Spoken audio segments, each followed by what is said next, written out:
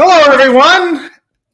just Somich and I. Hello to all of you watching out there in horse racing land, football land today. We're happy to be on the air. We're happy to be wearing red. We're excited about that. We got our Tiger Woods red on. And Somich, how are you doing today? How's it going? The football was good, at least in the early session. It would have been a lot better if Missouri had not scored that late touchdown on me in Florida. But that's been going well. It's just been brutal, man. At Keeneland, it's hard to string anything together here, and it just and then at Aqueduct, you're getting some of these prices. I mean, 43-1 over 13-1 start at the pick six there. Keeneland's been absolutely nutty here as well. So another day where very little is predictable in these races right now. Outside of Golden Pal, who looked phenomenal, didn't miss the break, and was able to run away from that field. I thought it was a really impressive effort there from Golden Pal. Well, let's start with the positive, Somich, because the stakes action has started. Elite Power came through it in the Vosburg. Not a very good race at all, but at least he looked like a horse that belonged in the sprint, right? I mean, nothing fantastic, but it was fine. And then Golden Pal, last time, or last race here at Keeneland, let's talk about him a minute. Yeah, a lot of people kind of were ready to say he wasn't very good. It was a weird race last time at Saratoga, no doubt. I was actually one that thought, wow, he ran pretty good because he didn't get the lead like he always does, and he was still able to win. Today, it looked like Golden Pal again. He broke well and got to the front. I mean, kind of talk about what you thought about Golden Pal. Yeah, I just didn't the Golden Pal you expect, the one that you saw really at the Breeders' Cup last year, where it just kind of cleared the field effortlessly and then just ran away from him, stayed a couple lengths or a couple paths off of the rail and was able to win impressively and easily. Didn't face much pressure there early, right? And that's really the question: is can anyone go with Golden Pal early? And the answer's been no, unless he misses the break. And that last race, stumbled a little bit at the start. It's the only time he's ever done in his career, so it's not something I think is any very concerning, to be honest. And now it's just, whether or not there's going to be anyone in that Breeders' Cup sprint that's going to be able to go with him. Because if not, you're going to see the exact repeat of last year, where he outbroke that field by 2 lengths and just took him gate to wire without any problem. Yeah, absolutely. And I think that's going to be the big key. If he doesn't break, he is going to be vulnerable. But the evidence was there other than the last race. I don't even count the European effort at Ascot. Forget about that. That's a joke. Yeah. But the race last time, I get it, but the evidence was there that, okay, he didn't break well in the United States once. Like, he's known for being one of the best breakers in the country when he's running here. So, yeah, it was nice to see him get back to his normal effort. And you're right. The problem is when you're going that short of a distance, when he jumps out that far ahead, yeah, it's really tough to catch him. So we'll see who comes over for the sprint or who he's going to face. Obviously going to be a little bit bigger of a challenge. All right, quickly, I want to mention this real quick. Michael, really, I appreciate you saying that. That he's talking about on the website now, you can go to free picks and click on free premium picks. And for one track a day, we give out the free tip sheet that you would get if you bought it. And yeah, we did Delaware Park today, and they have been doing very well. So I'm glad you were able to take advantage of that, Michael, and play those doubles and pick 3. I'm glad. That's something kind of new we've done. Only been on the site I guess about 3 or 4 weeks now. But yeah, make sure to check that out. Every day we do have a free track listed under that page. So just wanted to shout that out, as Magic looks like it's going to bring it up. Yeah, there it is right there. So you can click on horses and then, free picks and then free premium picks, and it'll kind of show you what a tip sheet looks like that we have there. So thanks, Magic, for bringing that up. And thanks for mentioning that, Michael. I appreciate it. All right, let's go on to the TCA here stakes at Keeneland. 5 minutes to post. Your favorite is the number 7, slammed at 2-1. Somich, where were you looking in this race? I like the 2 horse here. I like Palm Cottage in this spot. A really interesting horse. Was in the Brad Cox barn as a 3-year-old. It didn't run phenomenally, but ran okay. It's a $575,000 daughter of American Pharoah. Switches over to the Paulo Lobo barn. And I don't know what switch he turned on, but it was some switch here, because this horse has been phenomenal in 2 starts as a 4-year-old. Now you're getting third off the layoff as a 4-year-old. Lobo is he does very well here at Keeneland. He consistently has courses run well for him. I really liked that last race. I thought it was a good win in a tough allowance, an N2X allowance at Saratoga. Those are usually very good fields, especially closing weekend. And this horse was able to get the job done with Velasquez aboard. Now you pick up Flavian Pratt. The workouts have been solid leading up to this. I think it's all systems go here for Palm Cottage, the 2 horse. I like Palm Cottage a little bit as well. Like you said, the winner of 2 in a row here gets Flavian Pratt aboard is kind of interesting. Unfortunately, 4 minutes to post here. My choice is 9-5, and that is the number 7 slammed. I just think this horse has kind of woke up lately. A couple of really good starts. Last time out, got edged out by Edgeway at Del Mar in a Grade 3 stakes race. But I really thought they kind of put on a show, Somich. I thought they battled it out down the lane. I thought it was a really good race. I think Edgeway just a little bit better horse than Slammed. I think we get here, and I'll kind of kick it back to you with this question. I think this isn't a great field, and I think Slammed, Edgeway's a better horse than Slammed is going to take on today. What did you think of the overall body of this field? It's a little weak. You don't see Bell's the one, so she's kind of you generally see her in this field. You do see Sconson, who she's beaten a couple times in here. I didn't think this came up tough. I honestly thought this was really just a 3-horse race before Caribbean Caper scratched out, who I was a little interested in second off the layoff. Slammed is the other horse that I had as a must use here. And then Slam makes a ton of sense. You know quite a bit about Fincher just because of where he trains. The general public may not have heard of him as much. He's a very good trainer through the lower, I guess, the lower Sun Belt region, the Dust Bowl region, right, in Texas and Oklahoma. When he sends a horse to Del Mar, they're good. And he sent this horse to Del Mar after running it through those tracks. I would expect Slam is going to show up here and run well. 9-5 is a little short for me. There's really just one race on the page that dominates this field. And the thing is before facing that field, she faced the weakest of anyone in this field when she was at Zia Park and at Lone Star and all these other places. So I'm going to take a little bit of a shot. I'll take 4-1 on Palm Cottage. I thought Slam makes sense. I think Club Car makes a little bit of sense underneath if you want to play a try. I think Sconson probably runs up for a spot in the 3rd or 4th spot as well. But to me, it's a 2-horse race between the 2 and 7. Yeah, I think I can't really rebut a whole lot about that. Slam definitely jumped up in class last time out. Can she do it again? I think it is a legitimate question for sure. Yeah, Finchner, the trainer here, also trained Senor Buscador. And so it would be amazing if Finchner could get back-to-back big-time Breeders' Cup winner in races on back-to-back weekends. I'd love to see that, obviously, my bias. Slam ticket as well, right, who may end up at the Breeders' Cup, too. So you got multiple horses from this barn that you could see there. Yeah, so I don't know if Slam Ticket is back or it's Smash Ticket. Smash Ticket. I don't know if that horse is back with him or not because he moved. Remember, he moved to Actress. I think he went back. Okay, well, there you go. I love it. I love it. Junebug, he says, "What's in the mug? Listen, you lost 49-0 today, so that's between me and my diary. What's in this mug? I'm not telling you." I actually think you're sober right now. Well, listen, I told you guys in my younger days, there's no way I'd be upright, but I'm getting older, Somich, a little bit wiser, a little bit more mature, and I did not drink myself half silly during that game. So, I just I chilled out.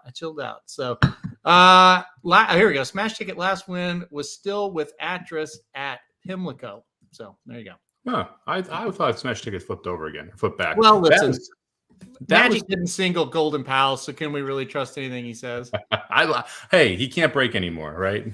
That's right. All right, we're moving into gate. Sorry, Somich. We're moving into gate for the TCA stakes here. I know Magic will get on me if I don't introduce the race for the video. All right, so TCA stakes, here we go. Last one's getting in. Somich, you like the 2. I like the 7. We'll see if Keeneland can produce another price. It's been wacky, hasn't it? Outside of Golden Pal, it's been very, very wacky. I mean, the Aqueduct is trying to give it a run for its money right now with the 34-1 over 13-1 in the last 2 races. But it's been another tough day at Keeneland if you're not just finding some of these bombs. Yep, we'll see if a bomb can come in here. They're all loaded into the gate, and hopefully they all break well, and we kind of get a clean trip here and see what happens. This race could go a little ways for the Breeders' Cup. Here we go. They're off, and it looks like the 7 Slammed is going to go to the front, and that's kind of what we expected, I think. Yeah, Slam's going to go out there, and I think actually got an easier lead than I was expecting. This is a great spot here. Giroux was able to get Slammed out of the gate well. Palm Cottage had to check a little bit on the inside there with Flavian Pratt aboard. Yeah, I feel pretty good betting the 7 here. I feel pretty good from here. I don't know how we could get any better of a trip. Does that mean she's going to win? You never know. The 3-year-old Happy Soul has been good at times, but hadn't been lately. She's up there in second. Let's see if she can make a run at him here. She's traveling pretty comfortably, but we'll see what Slammed has left here. It's been odd. It's been tough to close at this track outside of the last race, ironically, where you did see some closers roll home. But it's been all speed all day outside of that race. Okay, turning for home here. Looks like the 7's going to spin him in with the lead. I don't know. Happy Soul kind of looks like she's starting to falter a little bit. Don't see a lot coming from the back. I think this is going to be my easiest winner of this Keeneland meet. I cannot believe she's galloping away from this field like that. I did not expect that, but Cheers. I'll take it. Man, my day just got so much better. All you had to do was do a live show. And then bam, you get a 2-1 winner home. 2-1, actually not a terrible number coming across the board, the wire either. Gosh, I tell you what, I just I shouldn't be in a good mood right now, but I'm in a great mood. I love it. Listen, sometimes, my buddy Paul, or our buddy, he's your buddy too, texts me and he said, sometimes horse like Golden Pal runs and everything just kind of flips and changes. And you see that kind of race and it's like everything, you get in a better mood. So now Slam does the same. Okay, let's talk about this real quick, Somich. I don't think we thought this horse would be this impressive. Is this a Breeders' Cup filly and mare sprint candidate now? Maybe. I mean, look, that race is generally pretty wide open outside of last year when we saw, just a 5-horse field and CC even able to get the job done in that 5-horse field, beat Gamine. There is no Gamine type horse this year, right? Where there's not going to have a wildly short price. CC probably ends up back there, probably your favorite, right? I mean, that's generally what I'm thinking. It's a pretty wide open division. So yeah, Slant has a shot, especially after this specific performance over this track. One thing that we got to keep in mind, this is where the Breeders' Cup's going to be. It's probably going to be speed favoring on that day as well. That's what we saw last time the Breeders' Cup was there. This is a type of horse that could be very dangerous in that type of spot. Yeah, for sure. I don't think she's going to get the trip she got today, and that's going to be the big thing. And so we'll see what happens as far as that goes. I definitely think, she kind of backed up the form that we saw last time out. And like I said, sometimes you step up in class and then the next race is like, oh, well, that maybe she was just a little overhead. She ran too good that day to be true, but 2 times in a row now she's looked good against graded company. So that's, that's at least a start. And there it is, Todd Finchner, man. You better start learning about this guy, Somich. I know all about him. Well, not all about him. I know that I generally will use him. If I'm allowed to bet Sam Houston again this year, I will probably be using him quite a bit because when he ships a horse there as well, generally they perform. So anytime he leaves those smaller tracks, his horses are good. He doesn't ship animals that aren't live in these races. And so someone you got to respect.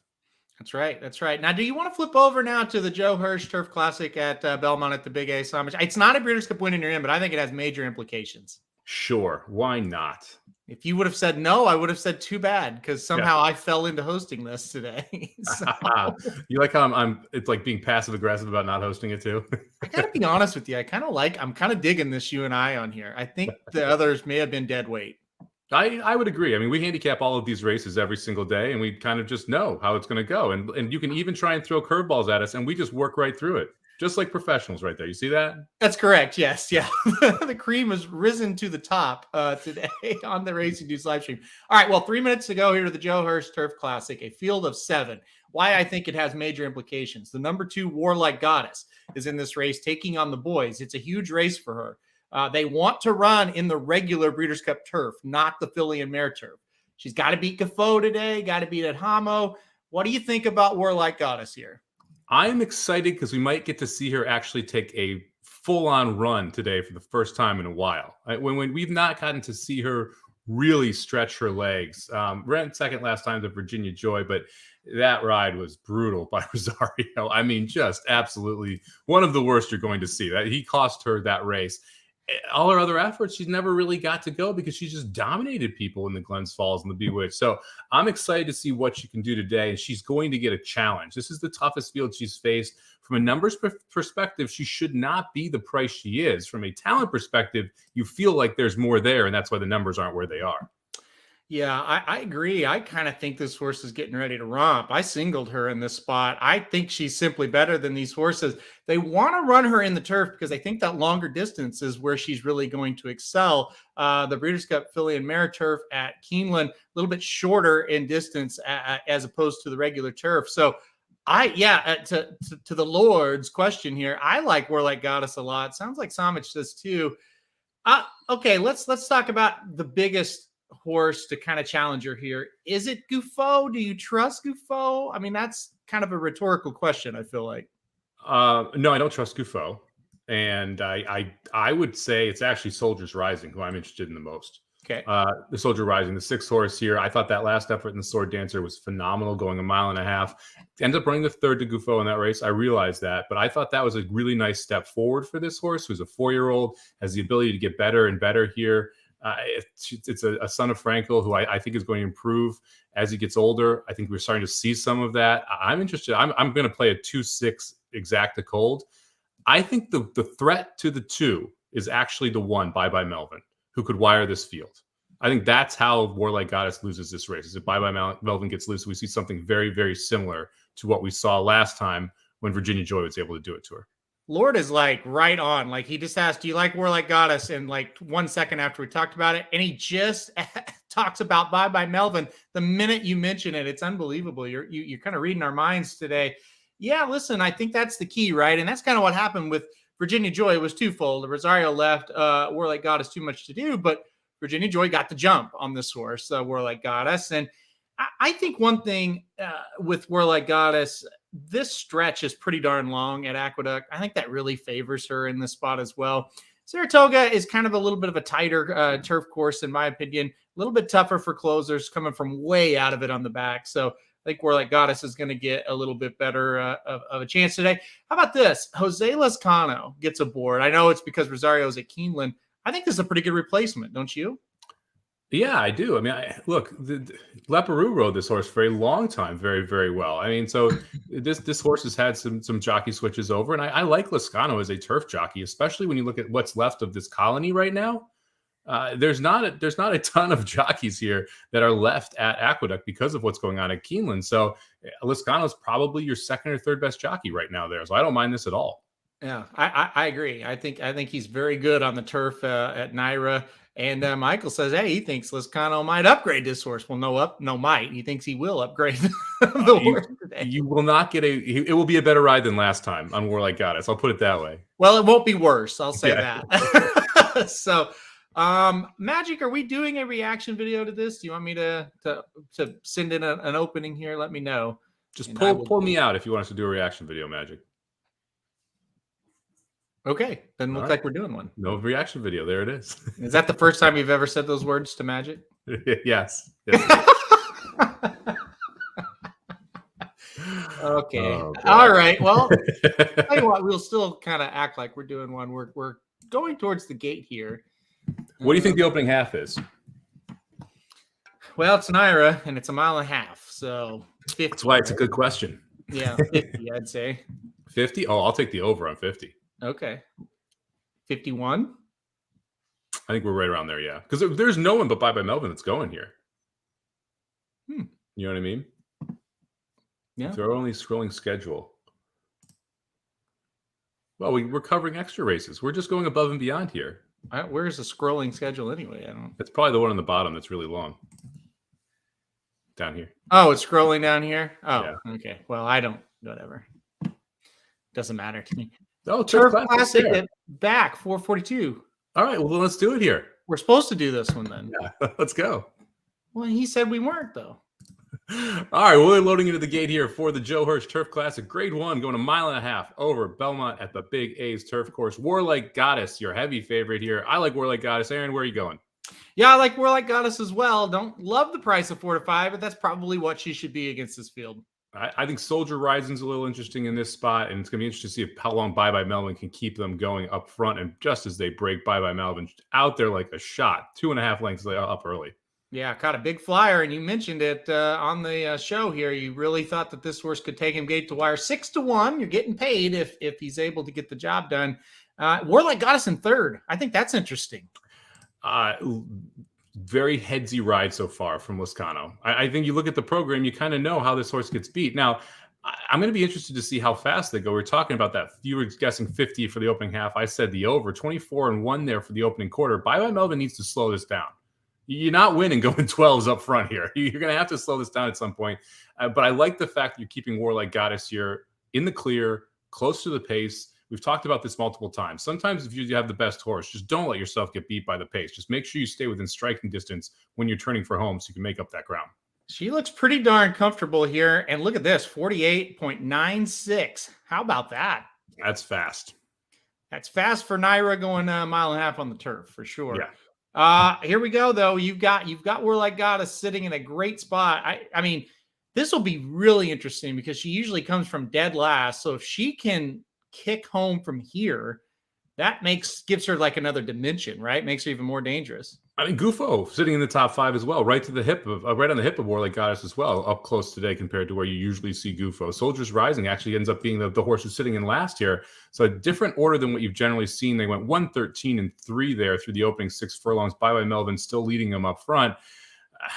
You got to think Warlike Goddess is good here if she's good enough to go. If she doesn't win this race, I doubt you see her in the turf. We'll put it that way. Absolutely. And I think it's going to be really cool because the 3's starting to kind of creep up a little bit too. If we see a big rush of 2, 3, 7 closing, it's like, okay, let's see how good these horses are. Not a lot of excuses. And boom, here comes Warlike Goddess. She's going to make the first move here.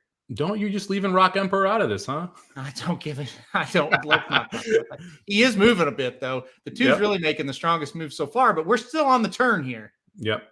All right, now she's gonna strike the lead here, and then it's gonna be who can catch her. And the 6 Soldier Rising is flying on the rail. Yep, 6. Come on, 6-2 or 2-6.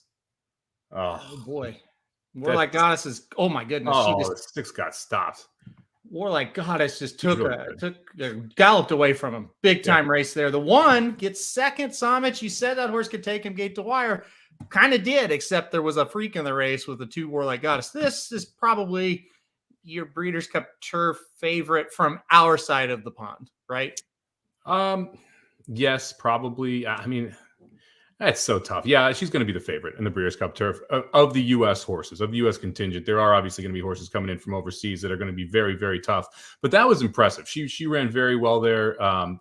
Sat much closer to the pace today and still had that same kick, which I think is very important. Lascano, great ride there, keeping her in the clear, never getting her in trouble, making sure the best horse is able to win. Can I explain why I hate the Dudes Who Bet Daily show? Because you would have used this horse if you knew that you were going to get 4 to 5. Yeah, well, I mean, yeah, exactly. So, and again, I text you, and you said no way, and I was like, yeah, I totally agree, no way. Well, you texted me if she was going to be even money. Somich, we're being friendly towards each other on this show, Somich. Let's not change it. Okay. All right. Just, yeah, 4 to 5 is. I'm surprised. I thought she was going to be shorter in this spot. Yeah, this was nice. This was a nice effort. And I guess maybe it's just a female taking on the males, but on the turf going long and they're older, it really doesn't matter. You've seen females come over from Europe and win this race and beat males. Tarnawa comes to mind at Keeneland a couple of years ago. So, it doesn't really matter at this case. And I'm excited. That's a pretty nice horse, I think. Yeah, it's a very nice horse. That was a stupid comment. She's a pretty nice horse heading into the Breeders' Cup. I think she can beat the boys at the Breeders' Cup. I don't mind her being a filly at all. I mean, you mentioned Tanawa, you get the weight break. I think in some cases it's an advantage to be a filly against some of these older males on the turf. So I'm going to be interested to see what her price is there. I have a feeling she may be heavily overbet, which could be a problem because if she's going off in the Breeders' Cup turf at 2 to 1, 5 to 2. That's tough to swallow because she's going to be facing the toughest horse she's ever faced. And there's some very good horses in Europe that we've been rumored to come over. We'll see who actually shows up. Well, that just did. I will take her over our turf horses. Now, The European horses, who they bring over, that's going to be another story completely. So, yeah, I kind of probably got ahead of myself. But if there's a collection of the best turf horses from the United States going that distance, I'll take Warlike Goddess. So, all right. Magic is hinting that we should go back to Keeneland, and we're going back to the First Lady at Keeneland, Grade 1 event here, going a mile on the turf. And boy, we've got the 3 heavy hitters for Chad Brown in Italian, Regal Glory, technical analysis. Right now, Regal Glory at 4 to 5. I know you like her. Kind of talk about why you like Regal Glory. Oh, it's one of those spots where I think she gets a nice setup here. She's going to be able to sit semi-close to the pace. You've got in Italian and technical analysis are going to show some speed. She can sit right behind the 2 stablemates and get first run. Look, you look at that 4-star Dave, the only race she lost, only race she's lost in the last 6 efforts. She lost to Casa Creed, who is in phenomenal form right now, right? And it was not a bad effort from her. It just wasn't good enough to get to Casa Creed that day. She's now back against the girls. She's running at a mile, which is by far her best distance. She likes Keeneland. She's run here 4 times, 1 win, 2 seconds, earned almost $500,000 at this track, 7 for 13 at the distance. She fits this very, very, very well. And she's in very good form right now. So I think it's all systems go here on Regal Glory. I think she's going to be tough 4-5 is about what I would expect on her. I'm not putting a win wager in here. I am going to play a 5-3 exacta here if if the exacta prices stay where they are, and you're getting 5-1 on technical analysis, because I do like technical analysis more than I like in Italian.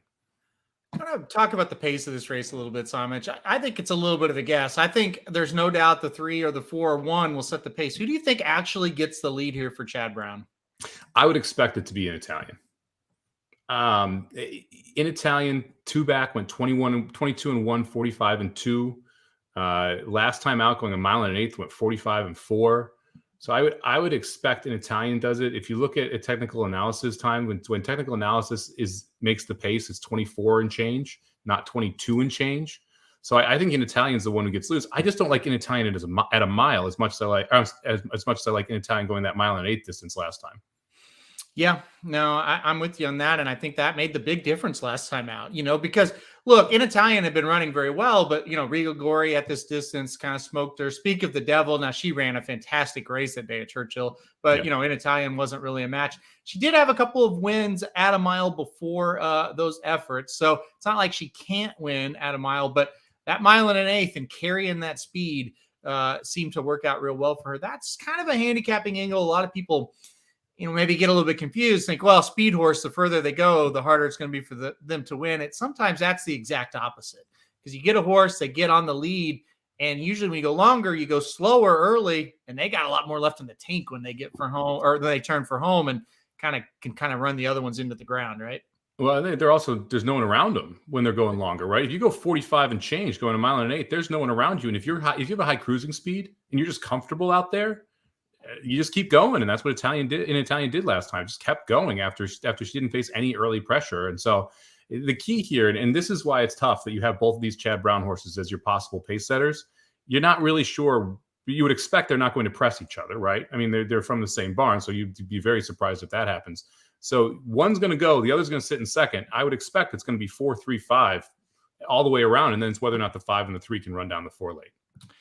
Yeah, and I think it's going to be interesting to see. I really think, we talked about the 5 Regal Glory a lot. This horse has just been really dominant this year and ran a fantastic race, I thought, in the 4-star Dave, even though she lost, got beat by your boy, Casa Creed, we'll talk about a little bit later on the show. So, yeah, just no real love or no real loss there for her in that one. Last year she ran in this race and she did get beat by a gate to wire winner in blowout. So, which is a Chad Brown horse. So maybe an Italian's going to play that role today. I think Regal Glory is a little bit better this year than last year though. So we shall see. What do you think? Regal Glory going to go to the mile out of this race for sure, right? Yeah. It's by far her best distance. It's not even she's going to be running at a mile for the most part for the rest of her career. Mile 16 is about as far as you want to stretch her out to. Do you think the other two, technical analysis and then Italian, are looking the Filly Mare Turf a little bit longer? Yeah, I think so. In Italian especially, but technical analysis also kind of appreciates a little bit more distance. So those may even be two of the favorites in the U.S. contingent in that race. I think you're right about that. And I think that's in Italian might even be the favorite. Sometimes, usually the horse that wins that Diana is the one that's the favorite in that one. So what about the other two non-Chad Brown runners, the 1 and the 2? Any interest at all in a little bit of an upset from one of those two? If it's somebody, I would think it's going to be Vigilante's Way, the 1 horse, not the 2. I respect the 2 horse Princess Grace, but I can't make out the trip that she wins this race, right? I mean, she's probably going to have to be very forwardly placed, which means she's pressing in Italian technical analysis if she wants to be able to get the trip to win. Whereas Vigilante's Way can come from a little bit further apart, and you can kind of say, oh, well, if it collapses and, they're the 2, 3, 4, and 5 are all too close to the pace and Vigilante's Way can pick them up. That would be my guess as to how this kind of falls apart and how it's not a Chad Brown horse. But I think it's going to be tough. I think he's got this race circled. I would be surprised if it's not a Chad Brown trifecta, to be honest with you. Yeah, it feels like they're just a little bit better. I also did not mention the 6 Market Rumor, a horse kind of moving up in class too. Been running okay against weaker, but now you're in a much, much tougher spot. So we'll see. I'm with you. I think 3, 4, 5. That's where you need to focus on this race. Comment here from Lord. He is overseas. He's not under the sea. he is overseas. And he says you can still get 11-10 on Regal Glory. She's 4-5 here in the United States right now. that's a pretty darn good price, I would say. I don't see this horse getting above even money. Do you? No, I would be very surprised. $90,000 in the win pool, so still a long way to go. But I would be shocked if she ends up over that number. If you look at the will pace here in the daily doubles, she's paying about $6. The 4 in Italian's paying $13.17, and the 3 is paying $14.27. So should see the 4 and the 3 be about the same price when they break, and that's consistent with the exacta pool as well. Right now, you can get 5-1 on Regal Glory over either of those two horses. That to me is where you should be betting here, because a $5 exacta in a field where I think you have a clear winner and it's just pick whoever's going to finish second, and there's only 2 real choices. I think 5-1's a heck of a payout on that exacta. It's funny. We talk and talk and talk about this until we're blue in the face, and hopefully people are catching on. I had a couple people on Twitter message us and say, "Hey, we listened. We heard that strategy. We used the Golden Pal and we put Oceanic in second, and the exacta paid 7.5-1." And so right there, you got 7.5-1 on a horse that was 1-5. So, I mean, that's kind of what we're talking about here. With this one, I'm very surprised that those are paying that. I thought they'd be a little bit less, but I usually am surprised by these exactas. And let's see, right now, if you flipped it, you did like a 4 over the 5. See, that's paying 7. So, I mean, you can't really go wrong. You want to mess around with some of these exactas with these Chad horses. They're all paying decent. Yeah, I mean, just look at the last race. That exacta, Warlike Goddess over Bye Bye Melvin paid 15-1. And the 2-6 that I bet, was paying 11-1. Yeah. I mean, it's like it's just that's not. I mean, the cold exacta is a great way to play these favorites if you like someone in second. Exactly. And again, we're not saying it's like, oh, this is the easiest thing in the world to do, right? We're saying it's the easiest thing in the world to look at the probable board and make a bet that's positive EV, right? I mean, that's what it's all about. But listen, in Greg's case, he says this is a favorite I don't like. Well, that's great. You do whatever you want, right? But I'm saying if you like the favorite, this is how you can kind of. And Greg, I know that you know that I'm saying that, but if you don't like the favorite, then it becomes very easy, right? Your options are much wider to try and make 10-1 in a race if you don't like. Correct, absolutely. Here's a good question, I think, from Christopher. This is not a very ambitious spot for Regal Glory. Are you guys worried that she didn't run in the open company race? Somich, I'll let you take that one. No. I mean,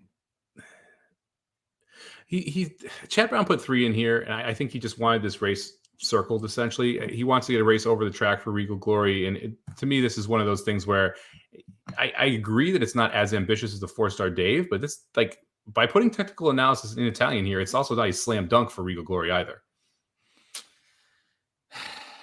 I actually like it. I think give her a little bit easier spot. Don't let her run her race, a race before the big one. Because let's face it, if you're going to win that race today, talking about the Coolmore Mile here coming up in 2 races, you're going to have to run a strong race, and especially for a filly taking on the boys. So I think you drop back, take on your own company, hopefully get that win under your belt, and then pop back up against the big boys for an all-out max type of effort. So I'm not overly concerned. I think it's a logical spot. By the way, they're both grade 1 races. So you're going to get a grade 1 no matter what. You have a chance to get one against the, quote unquote, easier field. So it makes sense in that regard, I think. I also running for 750,000 here. It's not like it's a kiddie purse, right? Like this is big money here on up for grabs. Interesting that Brandt has both in Italian and Regal Glory in here, but he's really circling the race as well, saying, "Hey, I got the best speed horse. I got the best horse who's going to be sitting off the pace." He's probably hoping he can get the Peter Brandt exacta here.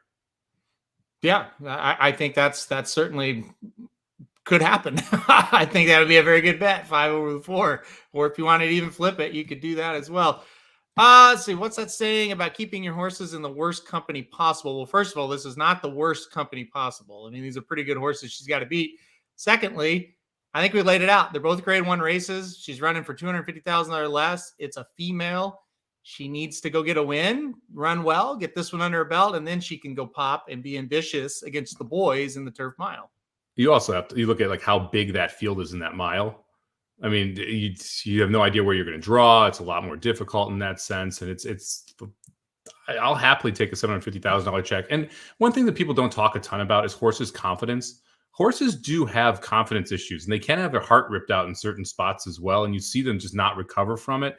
horses run better when they feel like they're consistently winning. And this is the spot where Regal Glory can kind of get that win under her belt and get the confidence back up after running second to Casa Creed last time, if she's that type of horse that needs that type of boost. Yeah, and we'll see. Like I said, Casa Creed, who knows? We'll see how he's going to run here in a couple of races. Certainly has been sharp this year. I mean, really, you mentioned it on several shows this week. He is just the fact that he is so sharp at this age and just seems to be getting better. He's kind of a throwback horse, isn't he? Yeah, he's a really cool horse, man. I mean, we've seen this horse win turf sprint, like multiple graded stakes winner, turf sprinting route and going a mile now.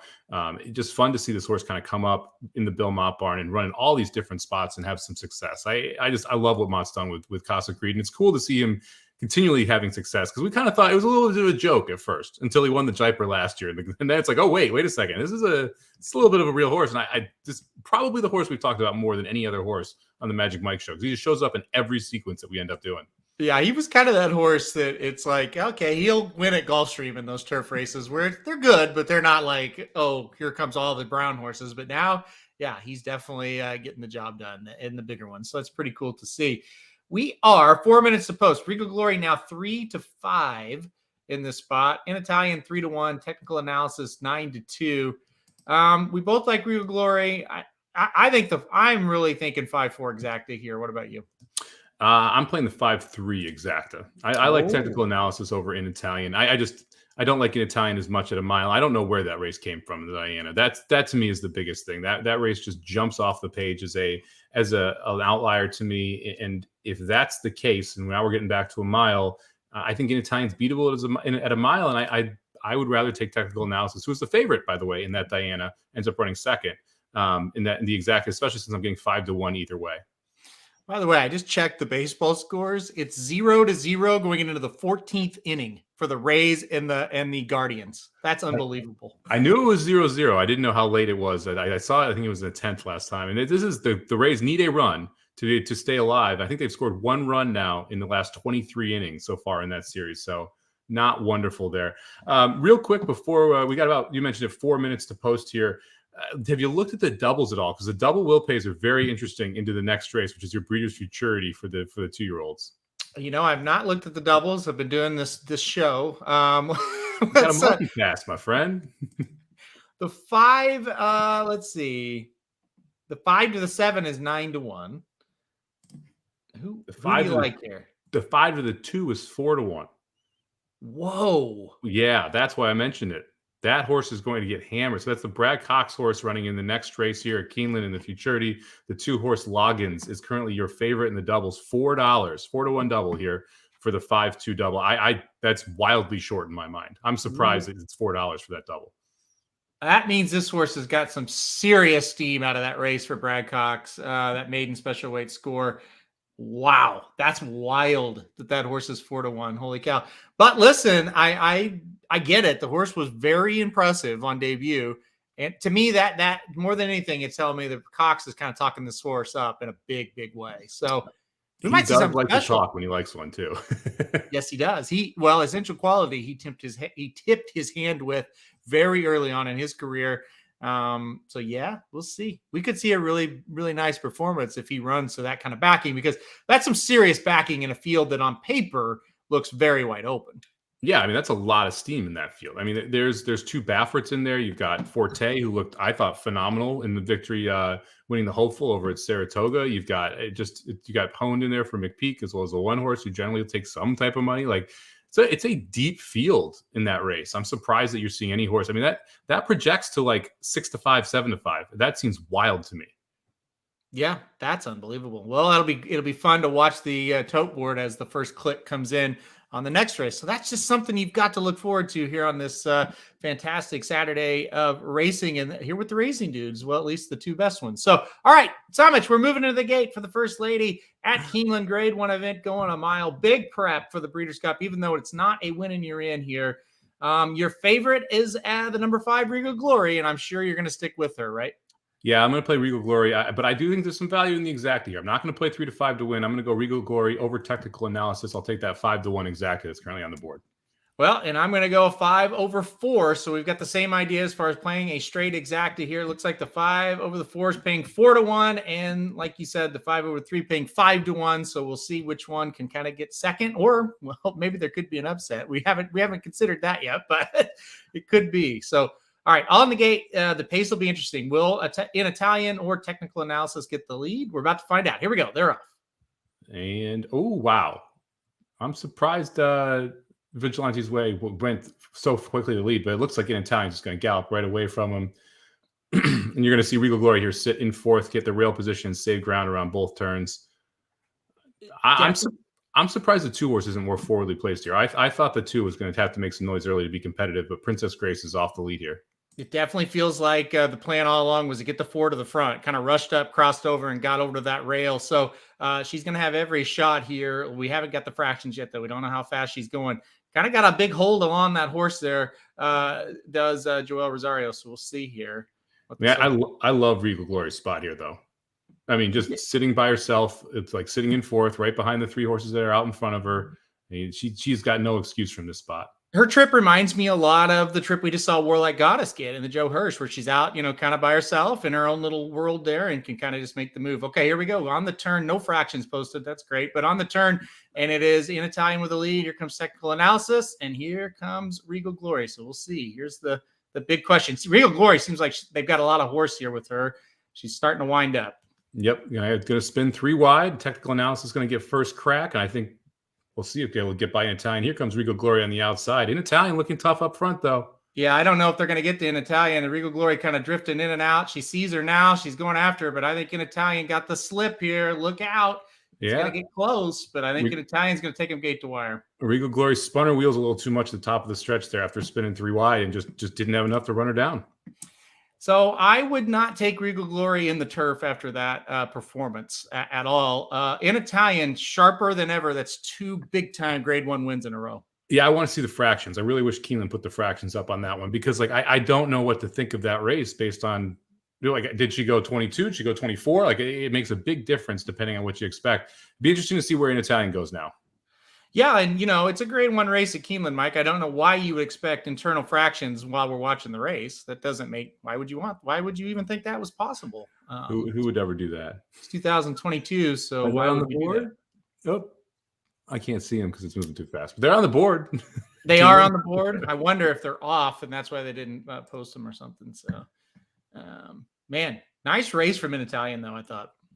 Yeah, again, it's that tough spot here, and this is why I hate some of these Chad Brown dominated races where you have Brown and Brown as the 2 speeds. They're not going to knock heads. Whoever gets loose is the really dangerous one. In Italian clearly was the one who was going to get loose here if either does. It's interesting. You look at the money. In Italian actually goes off as your 3rd choice in the race here at 5-2. A bunch of money came in technical analysis late, goes off at 2-1. And as soon as you saw in Italian get loose and Princess Grace not go at all, you have the same situation where she's 2 lengths up and doesn't have a ton of pressure, and it's not technical analysis job to push, especially if you have them as barmates. Yeah, that's the whole thing about it. And it looked like technical analysis, they kind of wanted to get her a little bit closer, and she didn't really fire in this race. I feel like she just kind of looked a little bit flat. And, like I said, if you let that horse out there by herself enough, it's going to be tough to catch her. I thought Regal Glory still looked in pretty good shape, and it kind of did a little bit of a jaunt to the right about mid-stretch. It's like, nope, not catching her. She's not firing that biggest race there. Big win for in Italian. Very different than that Warlike Goddess effort where you just had that killer instinct where she just saw them and went, right? And Regal Glory, very similar trip, as you mentioned, just kind of spun her wheels when she got to the top of the stretch. Great point on the Regal Glory comment. It's night and day, right? The difference. And there was a loose on the lead horse in that one, just like this one. Now that horse in this one was a little bit better for sure, but same kind of deal.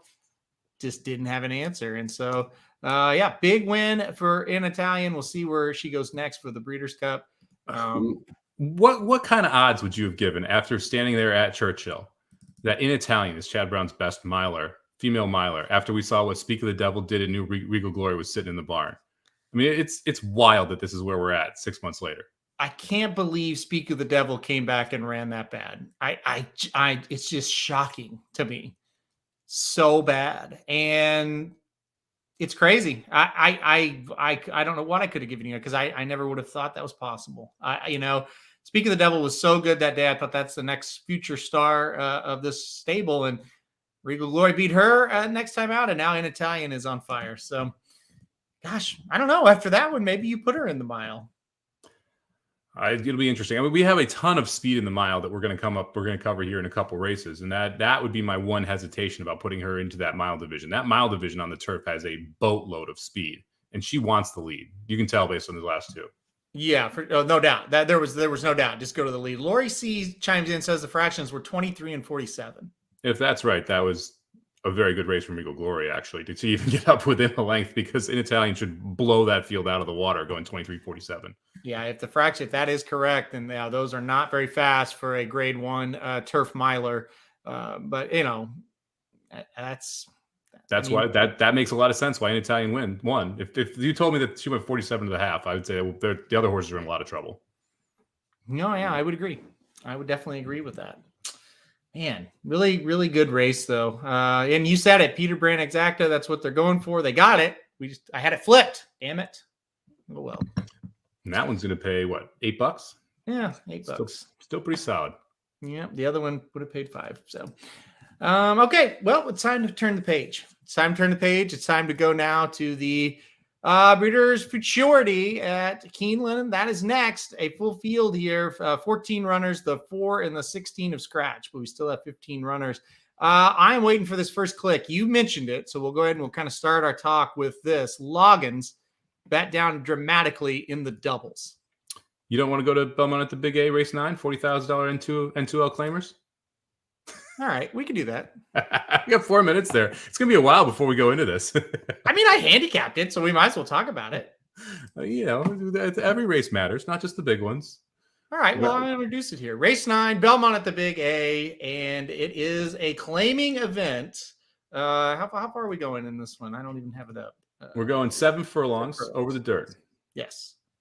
3-year-olds and up, $45,000 in the purse. Field of 7, 1 in the 7 of scratch. 1 was the morning line favorite. The 4, Win for Goal, is the favorite. 5-2, good betting race. Somich, where are you going? I'm a little interested in the 9, From Another Mother, all the way on the outside, dropping down in the claiming ranks for the first time. We saw this horse run in the Remsen as a maiden. It was awfully interesting. Lost that race, comes back, wins the maiden special weight, then goes to the grade 3 Gotham. This is second off the layoff for Ray Handel, who's 15% in this type of spot. Dylan Davis, one of the better riders there, has some tactical speed. I think should probably get the lead here.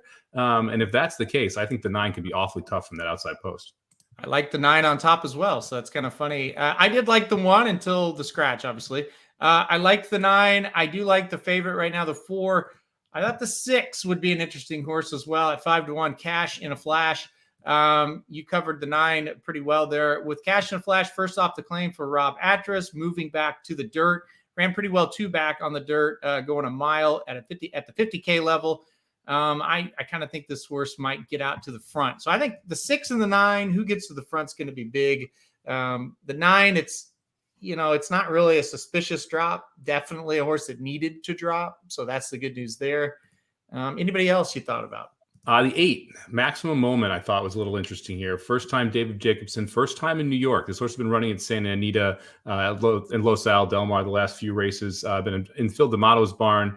Going into the David Jacobson barn, generally good with first horses for the first time. And this horse is going to kind of get the cutback setup, right? So it's showing some speed going a mile, much like your 6 horse is showing speed going a mile. Now cutting back to 7 furlongs should be close to the pace and be a little more in shape running that last furlong. So maybe the 8 can run them down here late.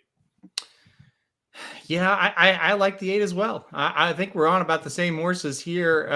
3, the 4, the 8, and the 9 is who I used here, just trying to get through with this because I singled in the last spot with Warlike Goddess.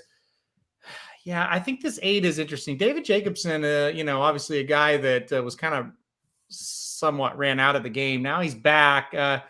He has been doing decent so far with a handful, 15 starters so far. So we'll see what he kind of does. He used to be the guy that dominates Aqueduct. So yep, with the cheap, 14K, 16K, 20K claimers. So see if he can do it here. Let's see. What are we? Magic? Are we going to do a video for this one? No? Okay. So heading to the gate, though, Somich. It's post time. I like it. All right. I just punched in a 9/8. I played a 9/8-4 try cold, and then I played a 9/8 over 4-3-4-3 try. Get a little action here going at Belmont at the Big A. I like it. Do you love this meet? You know what? I wish they would just call it Aqueduct, to be honest with you.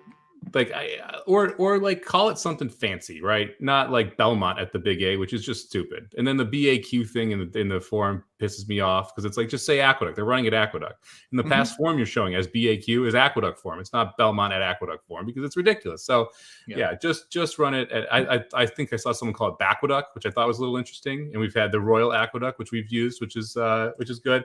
But like, do you think about the Santa Anita meet? They've got the Del Mar meet with the little oak tree thing, right? The Santa Anita used to oak tree meet, and the Del Mar has the Bing Crosby meet. Just rename it something and just have it be at Aqueduct. Yeah, I'm with you. It's kind of weird, but I think we all kind of knew once Saratoga ended, it's like, okay, we're going to be pretty depressed because this place is. I mean, Aqueduct's going to run forever now. Yeah. With the construction going on at Belmont, I mean, it's going to be a while before they're back at Belmont. So, well, this is probably the last time we'll see Aqueduct as well, right? I mean, once Belmont's done, you'd think that this place is going to get shuttered pretty quick. I'm afraid you're right. And I don't know if that's good or bad, actually. Maybe that'd be a good thing because I love Belmont. So, I mean, it's interesting. I mean, Aqueduct's nice because you have some of the same turf form to Saratoga because that Belmont turf course is so different than the Saratoga turf course. It can be very difficult to handicap Naira turf going from one to the other. So it's nice to have that Aqueduct form in there with the two turns. So it's not just once a year you see that happen. But it's overall, I mean, yeah, it's not a wonderful racetrack. No. So the 4 gets out to the front here at 2-1. So the 4's cleared the field. That's good for the 4. Let's see. The 9, our horse we had on top, is in 4th. Yeah, sitting out there. I would have hoped we would have been a little more forwardly placed, but we'll see what happens here. Yeah, the 6 is in a decent spot, stalking the pace there for Rob Atras. For this level, they're hustling out there too. I mean, 22-3 for 7 furlongs at 30K claimers. Mm-hmm. Yeah, they're. I mean, they're going. I mean, it does set up for the 9 kind of stalking if he fires at all. That's the big question right now. The 3 is starting to move from the back. Yep. Yeah, 3's probably moving the best, and I like that. I don't know who's on it, but took the inside route there, and now it's going to get a perfect split. Junior Alvarado splits them, and here he comes. Here comes the 9, though, starting to wind up too. This is going to be a pretty close race between this. I don't know. 3 might gallop away here. I think he's gone. Gone. Long gone. Really good ride. 3-9-4-6. Yeah, that was a wonderful ride. Never had to stop momentum. Saved ground, whereas the 9 had to go 3 wide around that turn, and then got that perfect split right at the top of the lane that you're looking for. Was able to pop right outside and go to the victory. Yep. Very nice. Very nice performance there by the 3. Junior Alvarado, all-time good guy, gets a big win there at Aqueduct or Royal Aqueduct or Belmont at the Big A or just Aqueduct, whatever you'd like to call it. So, all right, there's a nice little claimer coverage there because Aaron and I handicap pretty much every race every day. So I figured we might as well talk about it if it's going at it there. Now we are headed back to Keeneland, so we can talk about the Breeders Futurity here and Loggins 9-5 on the board right now. What do you think? Well, you said that's probably what that horse is going to be based on the doubles. I think the horse is overbet, but obviously Brad Cox has been telling people he loves this horse because that is some major steam. Yes, the horse did win on debut very, very nicely, but that is some major steam on Loggins in this spot. You think this is named after Kenny Loggins?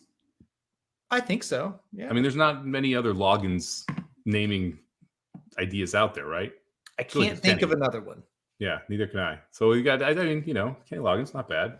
No. Great with, what was it, the jazz flute? Is that what he played? He played something. I mean, I'm surprised Forte is on the board at 9-2. I don't see the difference between Forte and Loggins at that big of a gap. You're telling me I'm getting double the price on the 7 that you can get on the 2? The gift, if a horse is overbet and it's not the one you like, is you get great prices on everybody else. Now, the flip side of it is if that horse that's overbet wins, that doesn't matter. But yeah, I did not think Forte would be 4-1 in this spot. And I certainly did not think some of these other ones like Frosted Departure would be 22-1. I didn't think Karma Road at the 15 spot would be 13-1. I didn't think Lost Ark would be 5-1, honestly. So that's kind of the gift, right? I mean, Loggins is definitely getting pounded, and so you're going to get your price on anybody else. Yeah, I mean, it is kind of wild that it's just 2-1 right now on Loggins. There are only 2 other horses under 10-1. Lost Ark and Forte, 9-2 and 5-1 respectively. Everybody else double digits on the board. You mentioned a horse that I think we should talk about a little bit here. Carmel Road draws in from the 13 post. Baffert had Newgate in here already. Newgate bet down to 10-1, ironically, from a 20-1 morning line. So that's actually your fourth choice right now. I thought Carmel Road was the better of the Bafferts. I'm surprised these prices aren't flipped.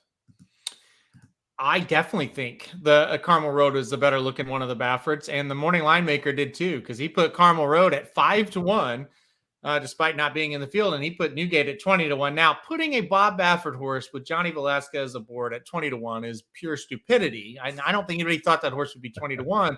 Certainly, that's a big gap there between the two. Now, as it turns out, Newgate's 10-1, Carmel Road 12-1. Probably because people are just are forgetting that the 15's in the race. You know, that happens sometimes when they're way out there on the outside.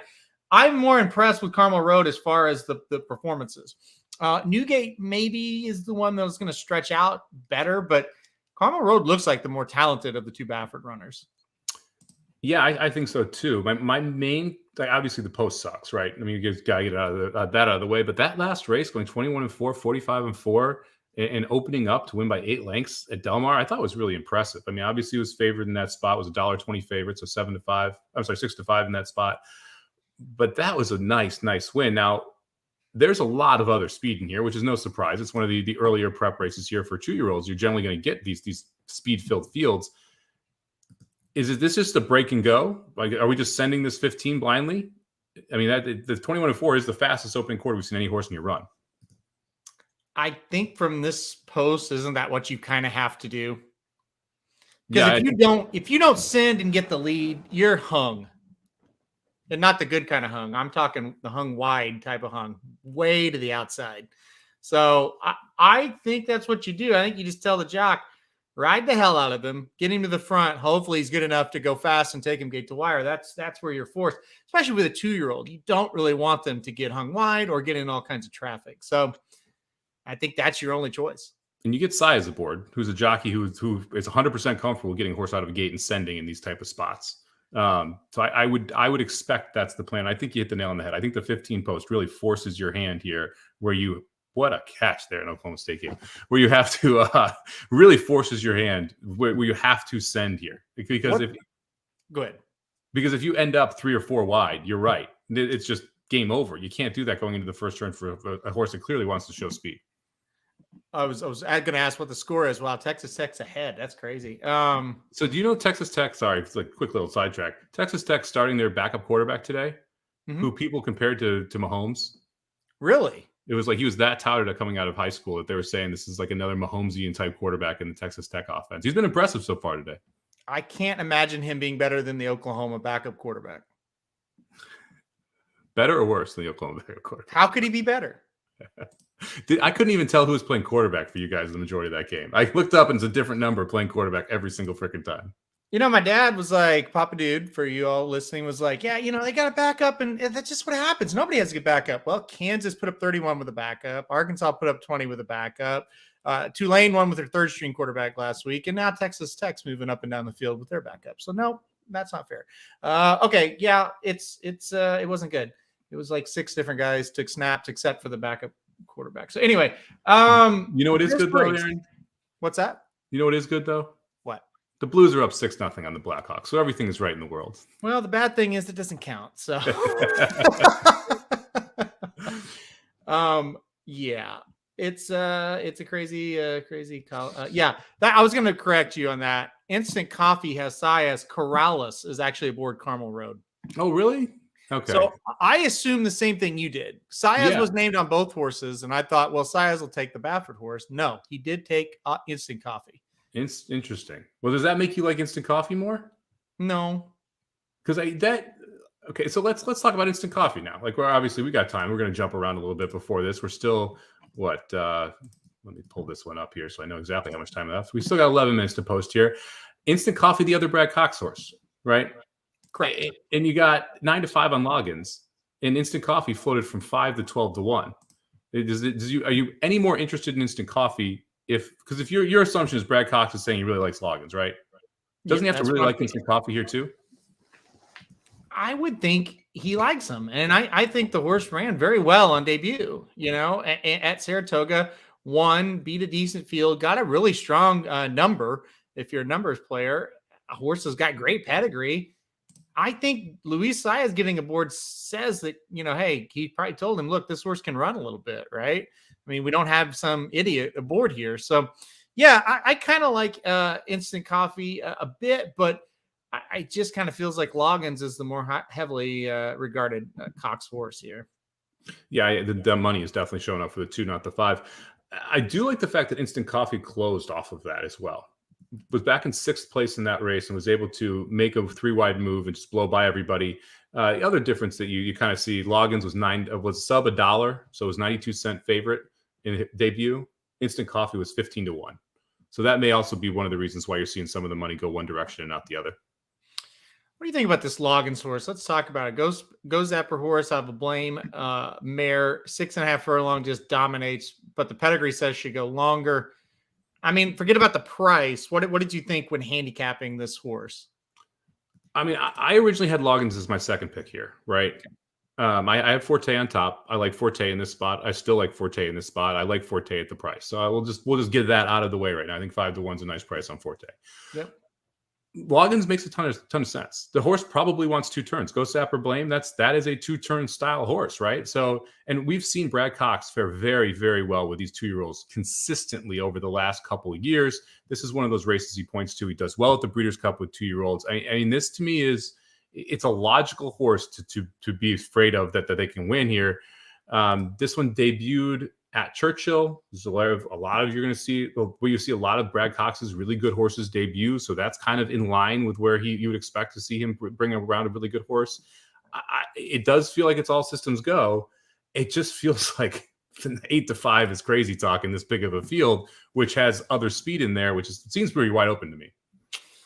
Have you looked at this race from on the time form yet? No, I have not. Did you look at it? No. Guess who has the highest time form out of everybody in the field? Bourbon Bash. No, the one Frosted Departure. Does that surprise you at all? Yes, it does. Yeah, it does me too.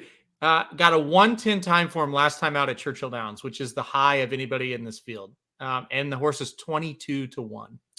That one kind of came out of nowhere too. It did. I mean, the 3 races prior to that left something to be desired.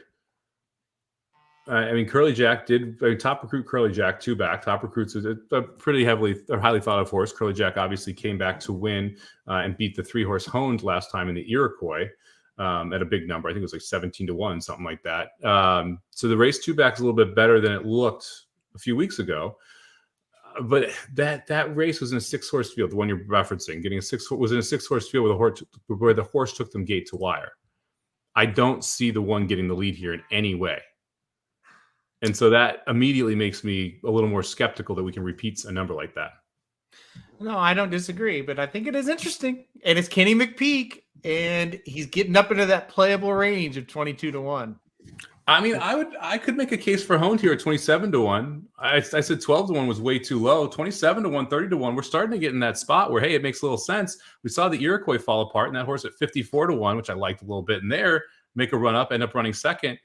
This race could collapse. I mean, you got the 15 that's going to go. You got the 2 that wants to go. The 6 wants to go. The 8 wants to go. The 10 wants to go. I mean, like there's a lot of speed in this field, and it could be set up for someone to just come flying from out of it that is a complete wild card. Yeah, there was a lot of speed in the race, and I think the 15 just spices it up even further because he has no chance if he doesn't go. So, yeah, I'm with you. And listen, we're both on Forte, and that's why I feel like they're going to come back a little bit in this race. And Forte is going to make a little bit of a move, and he's got experience. I think he's a solid horse to begin with. So it's going to be interesting. Good news for everybody that's going to watch this race live. All the same saddle cloths. Great news. That's what everybody loves about these races at Keeneland. All yellow saddle cloths.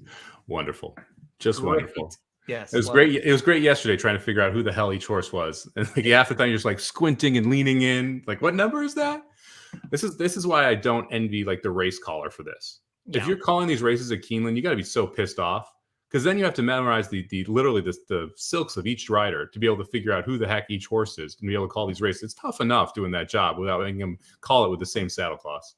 Yeah, calling races, it's a very difficult job. It's thankless. That and the morning line maker are the two most thankless jobs in racing, without a doubt. So they're on the jockeys are up. They're circling the paddock, getting ready to go on to the track. Ooh, there's a good look at Forte. Holy hell, he looks great. Somich, good job. A beautiful horse. I mean, Forte just looks the part. Yes. I feel it. I think it's going to happen. Today's the day. All right, I'm starting to meander over into the double market. Have you looked at it all? Because I mean, we have another grade one coming up next year. Look in the what is it? The mile, right? Not Maker's Mark mile. I always want to call it the Maker's Mark mile. Well, it's not. It's okay. It used to be. So yeah. No, I don't think it did. I think it was the Keeneland mile. Maker's Mark is in April. Yeah, the Maker's Mark's the first running of this race, and this is now it's the Coolmore mile. So anyway, taking a peek at the doubles here. If you like the two logins, your favorite is going to be the 7. But what I thought was kind of crazy, Casa Creed, $13, 2-9 double, $13. The 2-7 doubles, 11. So Casa Creed and Satine will be right around the same price next race. Do you like Satine at all? Not as the favorite. I respect Satine, and it's one of those where I get why the horse is going to take money, but like I'm worried a mile's too short. I'm too. I don't think the horse is good enough. I think this is the toughest field that horse has faced in a while. So I think that's a favorite we can try to beat. I don't like it. What about set piece? What are we looking doubles there? Is he going to get bet down as much as we think? No. Really? Well, yes. I'm sorry. $46, $50. So 5 times the price of the 7. So let's assume the 7 goes off at 3-1. No, it should be somewhere around the 12 to 15 to 1 range is what would be my guess. Okay. So that piece you're going to get right around that price. You're going to get a monster price if you like the 13, a Tone who drew in. That double's paying $370. Ooh. So that's a crazy price there. The 5 horse, I think we both like a little bit, Mason, currently paying $30 on the double. So you're looking around 8 to 9 to 1, somewhere in that range. And then the 3 horse, Order of Australia, is right around that same range as well. The problem with the Toned is the horse isn't very good. Well, yeah. I mean, it needs to win to cash the ticket, and that's unfortunate. Frosted Departure on the screen now as the dating site comes onto the chat. Frosted Departure, kind of a pretty horse. Kind of looking here. Just kind of a weird colored gray. Looks pretty good. There's Loggins. There's a horse that can't lose, according to the bettors. Nothing special looking. But that doesn't mean part of the ownership group. What's that? 10 Strike Racing is part of the ownership group. Marshall Graham. Well, maybe that's why it's getting bet all Marshall's money. There you go. There's Honed. I actually don't hate Honed now again at 26 to 1. Now we're getting the right number on this horse, and a step forward from the last actually puts him in it. There's the 5 Instant Coffee. Luis Saez did jump aboard this one, so we'll see if that was a good decision or not. The other Brad Cox in here, 12 to 1 on the board right now. This is kind of fun doing this. Here is the 6 horse Bourbon Bash for the coach, D. Wayne Lucas. By the way, rest in peace, Willis Horton. Sad to hear he died yesterday afternoon, one of the coach's biggest ownerships. I can make a case for the 6. I think the 6 is live if you throw out that last race in the slot. The 7's wilder than a hoot owl. Forte, he can't even stay in line there as he's trying to gallop away. Beautiful horse. God, he's huge. I like hoot owls and I like Forte. I like saying hoot owl. The 8 is Newgate. There's one of 2 Bob Baffert runners. He kind of looks asleep a little bit. This one's the one taking money down from a 21 morning line down to 10 to 1. Too short of a price for me. We're going to keep doing this for all these races. This is too much fun. The 9 is fantastic. Again, he's looked like he's having some fun out there. He looks happy. Wesley Ward, Joel Rosario, a combination you rarely get at 30 to 1 at Keeneland. The 10 Lost Ark. Flavian Pratt, Todd Pletcher, he's on his toes a little bit too, Somich. I like Lost Ark a little bit here. 5 to 1, a little bit short of a price than I would want, but I'm still interested. Number 11 is Red Route 1, Steve Asmussen, Ricardo Santana. Beautiful little chestnut horse there. I wish I could have been at the date when Ricardo and Steve got back together because I want to know how that conversation went. I do too. And number 12, Goodheart, kind of describes the conversation, I would say. Yeah, it does. It does. No Number interest. 13, 2 Phils. I've never met a Phil I like. So Larry Ravelli with Loveberry, little Minnesota connections there. Arlington Park too. Number 14 is Powerful. He looks like one of the smaller horses in the field. Poorly named. And the number 15, Carmel Road. He looks a little fired up here from the outside. He looks like he's ready. He's on his toes. He's going. That horse is going to go to the lead. That's what that tells me. All right, we got some good reviews for this, so we're going to start doing that. I had way too much fun to not ever do. I think I want to just do it for every race we ever do. I enjoyed that a lot. I'm not going to lie. That was the most fun I've had all day, and I haven't had a whole lot of fun all day though, so that doesn't, Anyway, we needed that in our life. Didn't even know it. We are 1 minute to post to the Claiborne Breeders Futurity at Keeneland, a Grade 1 race. Keeneland is taking tips from Gulfstream on this post-time drag here. They've been kind of brutal in these.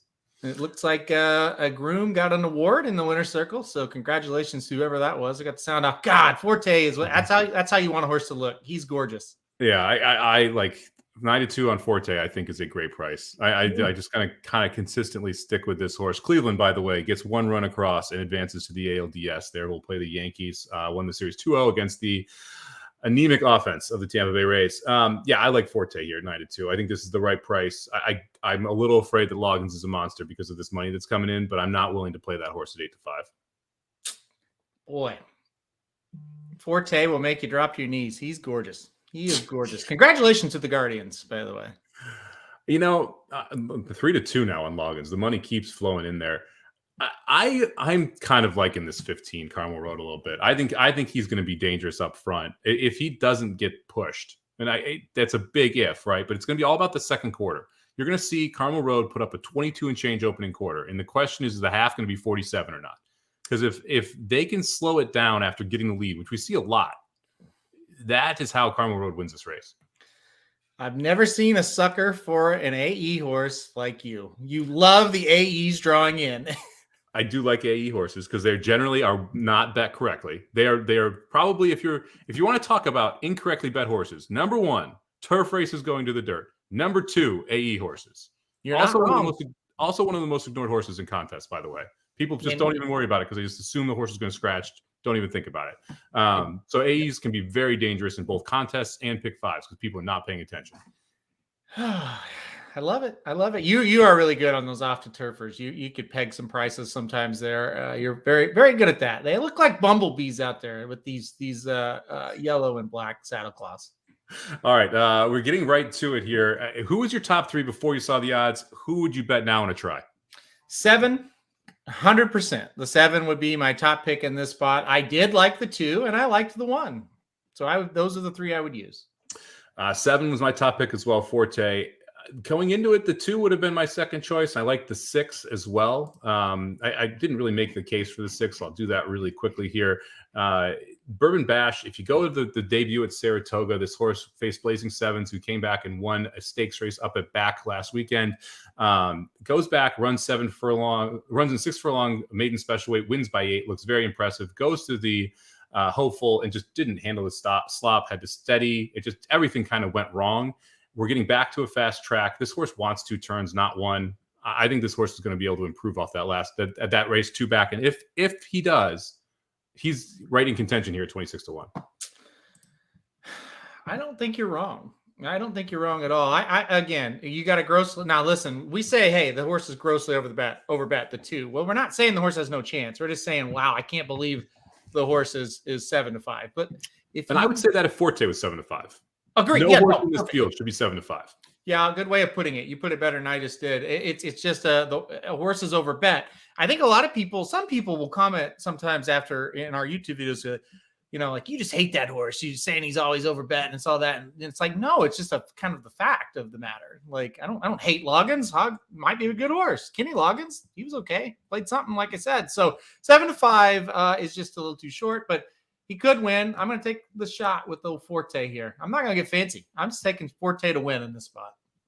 I'm playing a Forte Casa double, and I'm taking Forte to win. All right. Well, should we introduce this and go on to video mode here? We should. Okay. Should I count it down? Yeah, let's do it. No, but you can't say 2. You can't say 2 or 1. You go 5, 4, 3. Nope, not starting when you tell me. I start when I want to do it. If we do that, we make it easy on Magic, and I don't want to do that. All right, here we go. Claiborne, Breeders Futurity. We're walking to the gate here at Keeneland. A Breeders' Cup winning you're in. For the juvenile right now, man, Somich, Loggins, the 2-horse getting slammed at 7-5. Yeah, I'm shocked this horse is 7. I'm shocked anyone's 7-5 in here, but I'm shocked Loggins is 7-5 coming off that morning line effort and just one maiden special weight effort. We will see if this Brad Cox trainee lives up to the hype here as we're getting ready to go in the gate, and we're actually kind of starting to go in the gate, loading them in 2 at a time here at Keeneland. Huge field of 14 juveniles. We'll see if anybody kind of jumps out of Somich and can compete for the Breeders' Cup Juvenile. We both really like Cave Rock, who's running today at Santa Anita. What is your kind of hunch here? Do you think anybody's going to come out of this race and be a contender? Man, I think this is going to be your second choice. I think Cave Rock's going to be your favorite. Your winner is, assuming Cave Rock wins later today, your winner of this race will be your second choice. Well, we both think the winner of this one's going to be Forte, and we love the price at 4-1. No turning back now, right? I mean, he looks good, right? Yeah, he looks great. Warmed up well, should get the pace set up here. You've got multiple horses that want to go to the lead. 4-1, I think, is a very generous price on Forte here. I was expecting somewhere half of that number. So I like Forte in the win spot here. I think the 15 Carmel Road's a little interesting. I think the 6 Bourbon Bash is a little interesting at 33-1. And Honed at 32-1 is now back up to the correct price to be playing a Kenny McPeak in a race like this. Absolutely. And if it was a looks competition, there's no doubt Forte would win it. He is a gorgeous horse, absolutely stunning. Hope he runs well so we can see him live and in person at the Breeders' Cup coming up here in a month. Yeah, this is, I'm with you. These McPeak horses are the right price. Talking about the 1 and 3 as well. It's all yellow saddle cloths. We'll try our best to not call incorrect horses here, but we are not race callers, so it's going to be a challenge. So we'll see how it goes. We'll do our best to squint. They're in the gate, and we're getting ready to go off. And there we go. We're off. Everybody broke pretty well. Carmel Road did not get the best break, though, all the way on the outside. Is going to try and hustle out, but I don't think the 15 is getting the lead here. Looks like the 15 Carmel Road's going to get hung pretty darn wide, trying to get him over, trying to get the lead. Did not happen. He hung about 6 wide on that first turn there, and it looks like Loggins is on the rail with a shot at the lead, and I cannot tell who the other 2 horses are. Yeah, it's pretty tough to figure out who else is up there right now. The 6. Bourbon Bash for the coach is on the lead. They look like they're flying. They did fly 22.94 that opening quarter. That's fast. And they are not going to slow down. The 3-prong battle up front here. You got horses sitting right behind as well. This pace is going to be pretty hot the whole way around. It's going to be tough for any of these horses up front to be able to hold on. P.S. Forte sitting in the perfect spot right now in 6th. Yeah, it looks like the 2 Loggins is now going to take the lead away from Bourbon Bash. I slowed it down a bit, but 46.36, still going pretty fast. If Loggins wins from here, he's pretty darn good, but he is comfortable as the Lucas horse kind of comes back. And look at this. Here comes a big move up the rail from Forte, trying to get that horse in position for the turn. Yep. Yeah, we're going to see how much the Loggins has left here. And Bourbon Bash hasn't quite given up yet. And look at Forte just ranging up right now. Forte ranging up, looking really good, but Loggins is separating. We may see a showdown here. Loggins has put away the speed horses. Here comes Forte. It's a Cox versus Brown or Cox versus Pletcher showdown. This is gonna be awesome. Looks like Forte's got him. He's gone. See if he can finish it. Come on, Forte. Just run right on by. He's gone. No, he's totally gone. I think unless Loggins really battles back. He's trying. This is a hell of a race from Loggins here. Forte's gonna end up getting. Well, what was that step? Oh, buddy, no. Very tight. Forte's got it. They got it. Those are 2 good horses. Those are 2 very good horses. Yes, I thought that was a gutty effort by Loggins. I mean, a gutty effort. Somich were on the right side of it. That's the good news. As the 7 never should have really went off at 4-1 and did. Whew, that's a big one. After Raging Sea got us beat yesterday in a race we thought we had, it's nice to get Forte home in that spot. Yeah, I thought Forte was going to win by open lengths, and I'm watching the replay down the stretch now. He gets a full, neck by, and there's a step down the stretch here which costs him a good half length. He's getting a little tight there, and then that's when you see Loggins come back, and then Forte digs back in and gets his head down at the wire, wins by what I'll call a long neck there. But wonderful race from those 2. I'm really impressed with Loggins going those fractions and having so much, even not just the fractions, but how the race was run on the inside of 3 horses early, being stuck on that rail, having to protect your spot, specifically Giroux not pulling back out of that spot and keeping that horse in tight to preserve the rail. I thought that was a very impressive mental race from Loggins as a 2-year-old. There's nothing better when the 2 stud horses are turning for home and they're separating and you're like, oh yeah, here we go. It's going to be a showdown, and they laid it down. Magic said it best. His butt was clenched that whole time. Mine was as well, because boy, I really wanted that 7 at 4-1, a kind of a day maker in that situation. Great race. Rodney says he's right. Heck yeah. Hell yes. Everybody's excited. Nick Feldman says he wants Loggins next race. What's kind of your thoughts on that comment? So the next race is the Breeders' Cup for both of these horses. Can we agree on that? Oh yeah. I like Forte more than Loggins in that spot. It depends on what the pace situation looks like. Well, Cave Rock's in the race, so I'll tell you what the pace situation looks like. I'm afraid you're right. Yeah, and that is why I want Forte, is because Cave Rock makes Loggins' life difficult. Forte will run his race. You're right. Forte's not going to get involved in the pace. He's just going to drop back, make a run. Yeah. Who got third? I have no idea. Great question, Cindy. Yeah, it'd be great if they showed, who finished third instead of a picture of Forte from when he was 1 year old and bought at the Keeneland sale. Well, listen, it's baby steps. We got the fractions that time. That's true. We did get the fractions. That's a win. I'm telling you, the thing I'm most excited about is to actually see this horse in person. This is a stunner of a horse. I am. The Forte is quickly becoming one of my favorite horses. The 11, by the way, Red Route 1. What? There you go. And then logical horse in third. Just it's Keeneland. It's just my dog is literally knocking on the door, looking at me because she wants dinner. Not even kidding. Hey, listen, if you need to go, I'll tell the folks some stories while you go. Oh yeah, but I may jump out here in a second. I'm getting stared at right now through a door. One thing, you know what I'm looking forward to most now? Sure.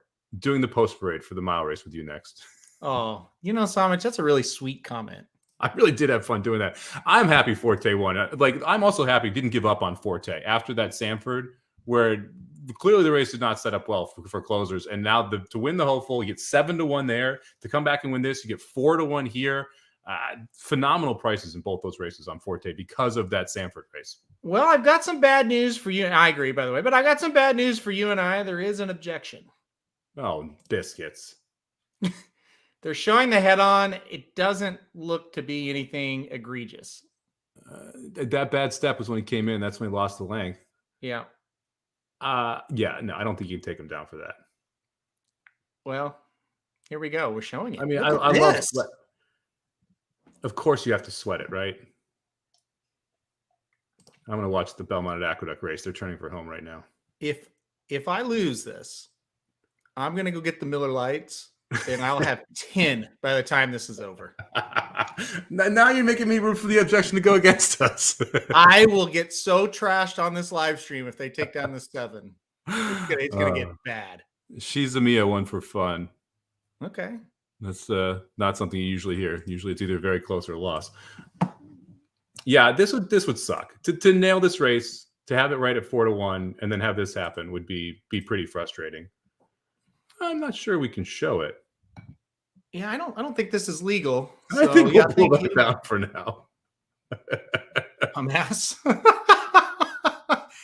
Wait a second. We got to be on till 5:30. Holy shit, Somich. Well, that's all right. We have more to do. It is 5:30 already. Oh, you're thinking 5. Is there an hour between these races? Well, no. There's races coming on at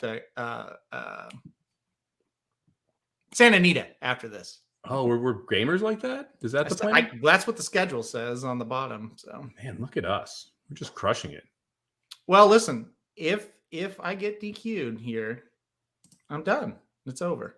Now, maybe do we? Oh, Magic. Pull up whoever did the preview for this race coming up, and I'll go feed my dog and get a drink, and Eric can go get a drink when we have the preview running. I was gonna do story time. What the hell? Oh, you can do story time, but then you can't go get a drink if you do story time. Well, if we're not gonna get DQ'd, so I don't think.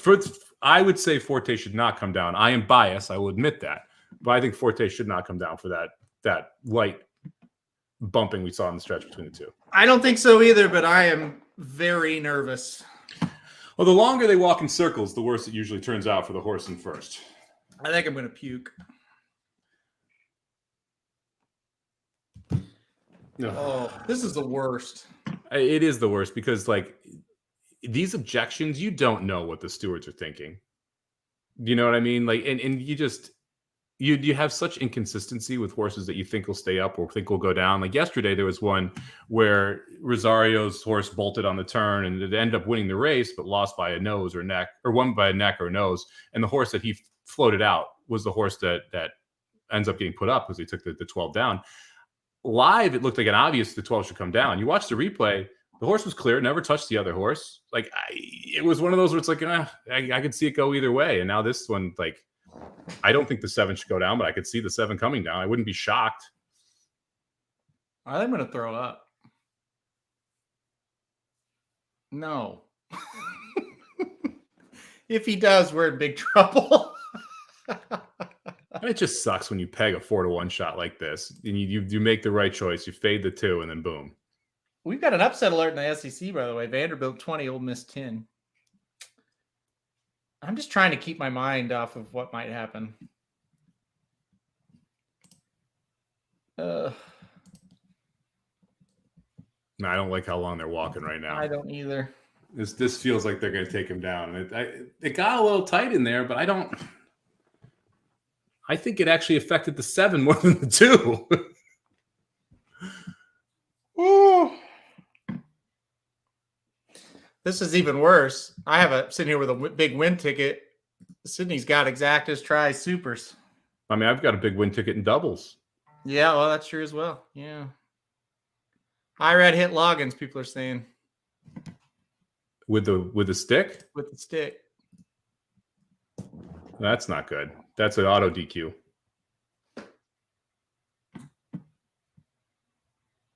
Yeah, everybody's saying he hit him. Yeah, I don't think that's legal. No, it's not. I'm going to go back and pull from my horse racing knowledge and say that's not allowed. I mean, who's celebrating? Oh, somebody just celebrated. They're showing the 7. No change. Hey! Wow, we caught a break. Who knew? If Irad hit him, he should 100% come down, right? Like that is the rule. You cannot hit another horse with a prop. Well, now let me make something very clear. I can't see it clear enough because we're doing a lot of things here at once. But yeah, if he touched him once with the stick, it is a DQ. And I am thrilled that it's not a DQ. But if he touched him once with that stick, it is a DQ. Yeah, it looks like the entire room bet the 7 with us too. So I'm very happy that horse stayed up. That is, we can breathe a sigh of relief. Now I got to go look at what these double wheel pays are. I need I don't know. This day, that would have been the worst ever. Not ever. I take that back. That would have been a bad one. Okay. I'm live to the 5, 9, 12 in the double. Let's see. What are we looking at here? 46-1, 31-1, 97-1. Oh boy. Oh boy. Let's get this 12 home. What's the 12? 97-1. Oh, sorry, I wouldn't listen. Gotcha. You said it. Yeah, we would definitely have to take that. Yeah, that was. I'm interested to see this replay now because I did not look for the crop specifically. I was looking at whether or not they were banging there because I was worried he pinched him out of the rail. Woo. Yeah, that's right. I was not watching the crop at all. I was just watching if he impeded the line, and I didn't think he would, and I didn't think he did. And I thought, okay, we're safe. And then, oh God, that was a sweat. Now, yeah, that sucks, Chris. This is the other side of it. $9 pick 5 ran through the 2. Like that's the other side of this whole thing. It just kind of sucks. Like they're going to have people that are rooting for both sides of those DQs, and it's one of those reasons why it's really tough because there's bias in the betting side of these because we're clearly rooting for the 7 to stay up, right? And I cannot look at that and logically say that I'm not biased at all, and that I want the 7 to stay up, so I'm going to say I think the 7 should stay up mass majority of the time. Yeah, you said it. You said it. You can say, hey, I don't. Bets aside, this and this and this. No, bets are never aside. Never. When you got money on a horse, your bets are never aside. So yeah, I'm with you. Oh man. 1086 for the win on Forte there. Let's see that exacta with your 2 favorites paid 1608. Pretty good exacta for $1. Yeah. Man, oh God. I wish this was a tournament day. Oh, Forte of 4-1 would have been one of those horses. I know it. Sydney said she got the try and the super. Try 285.07 for 50 cents, super for a 10-cent super, 282.78. Pretty good cashes there for Sydney. Yep. I gotta say this too. Ed pulls this up. That's racing. You root for yourself, it's not against others. Yeah. One of the coolest parts about playing tournaments, and Aaron, you can attest this because we played them together. You're sitting with people that you are competing against, and everyone is rooting for each other to do well. No one is rooting against the other people at their table saying, oh, I want them to do terrible. I want them to do terrible. No, you were sitting there literally rooting for the people you're playing with. Like if you go like NHC day 2, I was fortunate enough to win this year. There's a video of the 5 people at my table going absolutely crazy when that happened. And like, you're celebrating with everyone else around you. One of my good friends, Mark Elliott, hit a $17,000 exacta to close the day. I was ecstatic for him. That's what you want to happen in horse racing. It's one of the reasons why live tournaments specifically, are just so much fun to play. Yeah, unless you have asshole friends, that's the way it is, right? I mean, that's how it is, and that's what makes it fun. You root for your buddies and stuff like that. I totally agree. That's the best part of the game, in my opinion, is being able to hang out with friends and everybody's cashing. Do we want to look at the EP Taylor at Woodbine real quick? 9 minutes to post there. Yeah, we could do that. I handicapped that sucker. Let me pull up here. The favorite is the Queen's Plate winner at the number 3 there at 4-5. Yeah, she was super impressive in the Queen's Plate. I like this is one of those 4-5 that's probably deserving. I think it's interesting you see Regier in here. We had a lot of love for Regier early on. Adventuring, I think, is a little interesting for Brad Cox trying to take this field gate to wire. I think Moira is the correct favorite, but I think you can find some spicy exactas or tries here if you want to try and put her on top. Yeah, I do too. Regier, I guess we're just not going to give up on this horse. So I think that is interesting that she's here. Lamista is a horse at 17-1. I don't know that she should be that high of a price. So that's an interesting one as well. Yeah, look, I am going to try to beat this big favorite. I kind of liked the 9 a little bit as well. I think this horse is interesting coming in for Mark Cassie. What price we got? 13-1. Holy hell. Wow. Well, I like the 9 even better now. I don't blame you. Well, okay.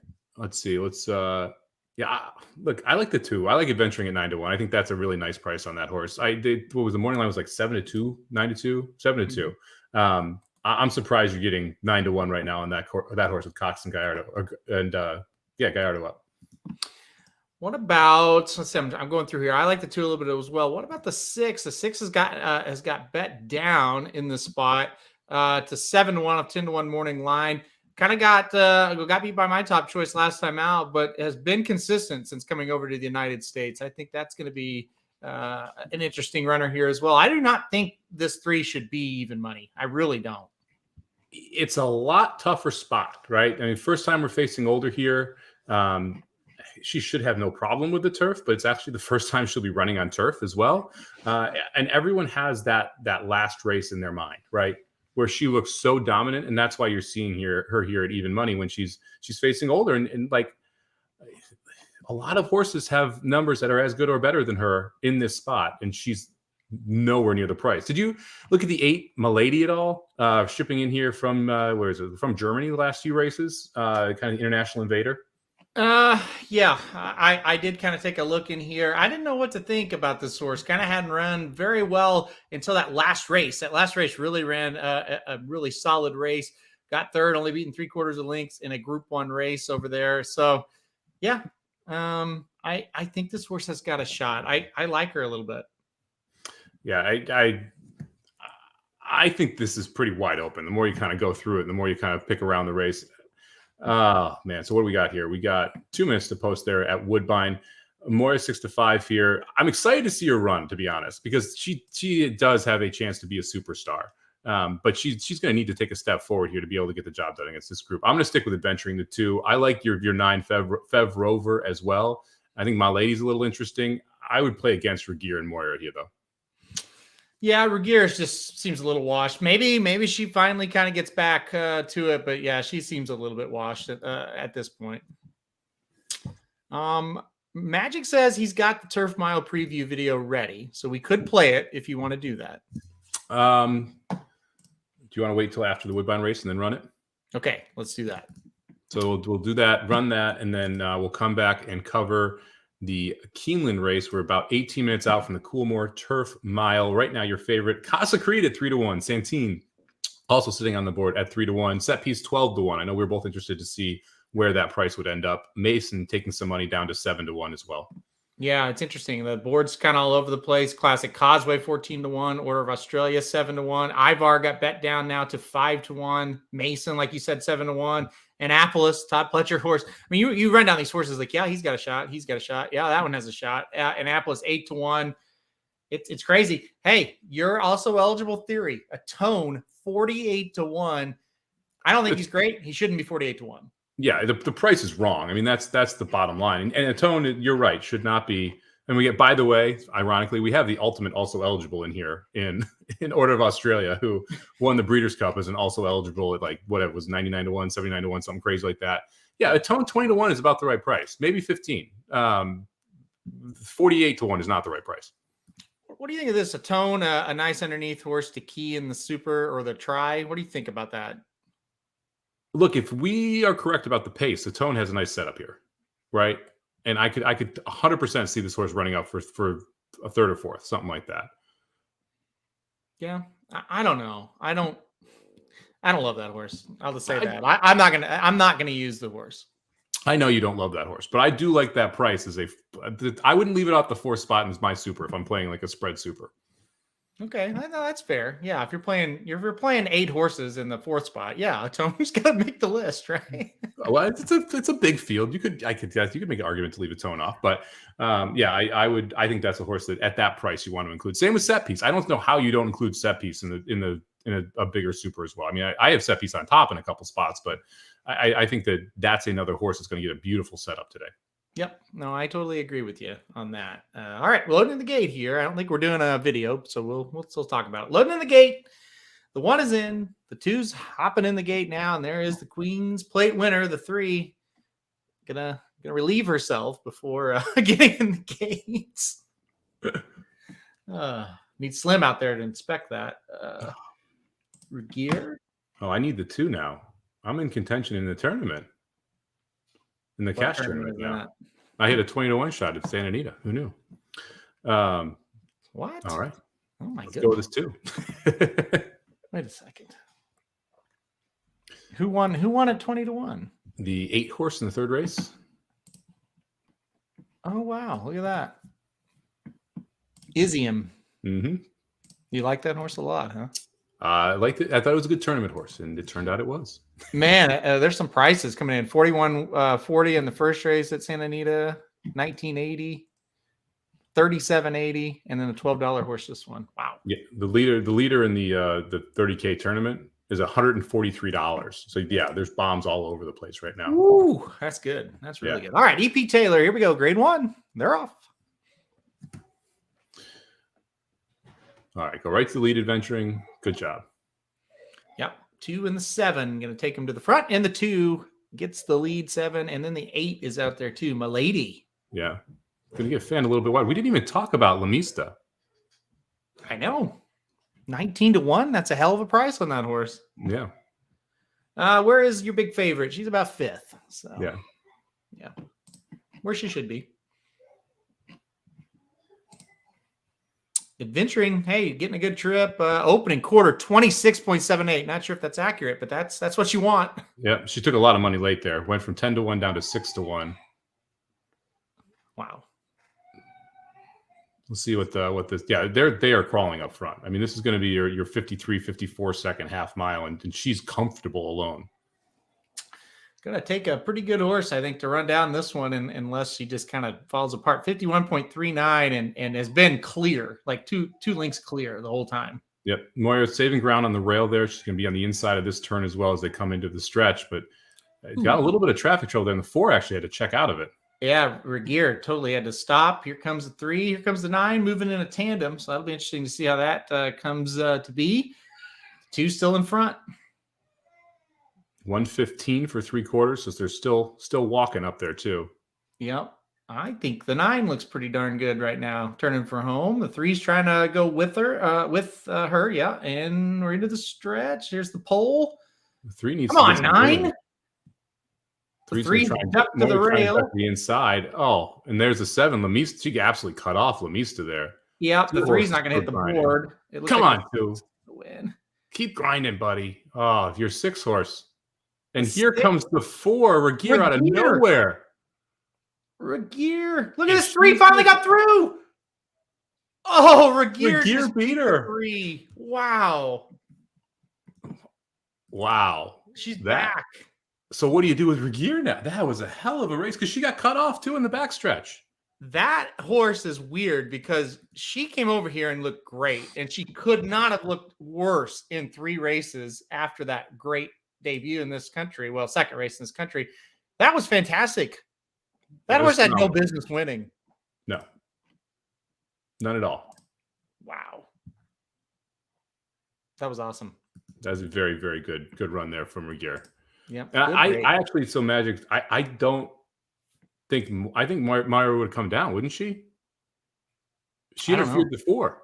Like, ironically, she interfered with Regier in the backstretch. I know. Yeah. I thought that there was some definitely Regier had to check hard. Yeah. It's hard to tell whose fault it was, but yeah, that was wild. All right, let's run the video here and then jump back on, and we will cover the mile. Sounds good. Roll it. Roll it. I don't know who does that. Does that Magic does it? There it is.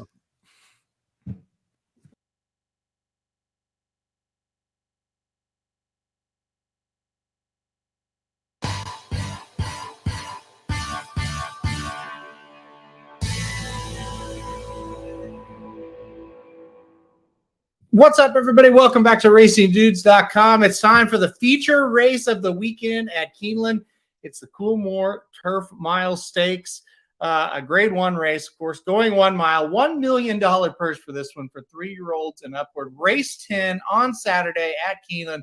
Like I said, it's the marquee event of the weekend on an absolutely loaded 3 days of racing to kick off this Keeneland meet. Let's look at it. Field of 12 in this one with 4 also eligibles as well. We were kind of waiting and seeing if they could get into this race. I went all the way to the outside of at least the main body of the field for the top pick. I went with number 12, Set Piece on top. This is an extremely difficult race to handicap. To me, it looks like we have got a ton of speed lined up, and I think that means Set Piece is going to get the setup, and I like the change to Joel Rosario. I like him in on a turf closer. And I think this horse, when going a mile especially, is just super, super consistent, usually comes up with a big effort. Now, ran in the Maker's Mark back at April at Keeneland and did not run very well. But I don't think the horse was in real good form then, came off of a layoff, and I think the horse just needed that race. Got one under her belt, came back and won the next race at Pimlico. Kind of had a rough couple of races of the summer, but came back to Pimlico again last time out. And look solid again. So I think this horse is ready for a big time effort today. I think the pace is going to set up, and I think the price is going to be what we want. There's a lot of horses in this race for people to bet. I think Set Piece to this outside. I think he might get a little bit ignored finally. We might get a little bit of decent price, usually pretty short price on this horse. So I put Set Piece on top. Boy, it's extremely difficult, though. There's a lot of ways you could go. Let's talk about a couple others. What about the number 3 horse, Order of Australia?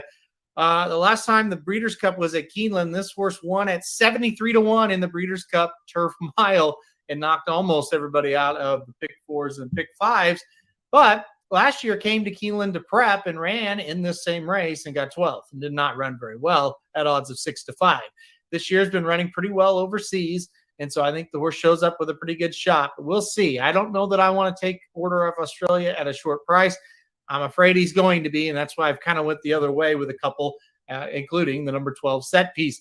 I'm interested to see how the number 5 Mason runs. This horse lost by a nose in the Maker's Mark Mile over here at Keeneland to kind of debut in the United States. Then won 2 straight races before finishing a decent third in the 4-Star Dave. Speaking of the 4-Star Dave, what about Casa Creed? He's won both of his starts in the United States, including the 4-Star Dave last time out. The 9, Casa Creed, looking to make it 3 in a row. Another one should have a nice pace set up in here. He's one I think you got to use as well. So another race where you kind of need to go all over it. Those are kind of the 4 I like best in this spot. But on top, I am going to give a shot to number 12 Set Piece. I do like that Joel Rosario jumps aboard. I think Set Piece is the best closer in the race, and I think that pace is going to set up really well for him today. So I'm looking for Set Piece to kind of pull a little bit of an upset. Tough ass field, without any doubt. There's some horses I did not mention that could easily win this race. That's why I'm going with my top 4. I'm going to go number 12 Set Piece on top. Number 3, Order of Australia second. Number 5, Mason in third. And number 9, Casa Creed in fourth. All right. Hit like if you like this video. Hit subscribe if you really like it and want to get alerted anytime we do these. We've got a ton coming out this weekend. I think 14 videos coming out this weekend covering all these big-time races at Keeneland, Belmont at the Big A, and Santa Anita. So a lot going on. And we'll be here for you all weekend long. All right, guys, thanks everybody for watching this one, and good luck if you're playing Keeneland on Saturday. What's up, everybody? I'm Mike Somich coming at you here, and today we're excited to talk about a new partnership over racingdudes.com, BetPTC. We just went into a partnership with them, allowing our users to be able to get not only a $200 sign-up bonus after they bet $750 on the site, but also a rebate. Aaron, you've been using BetPTC. Tell us a little bit about the rebate that you can get. Yeah, it's been absolutely fantastic. You get up to 4% on your win wagers, 8% on exotics. And the great thing about it is with a lot of rebates, well, you don't get them at all with some. And with some, it takes a while for it to hit your account.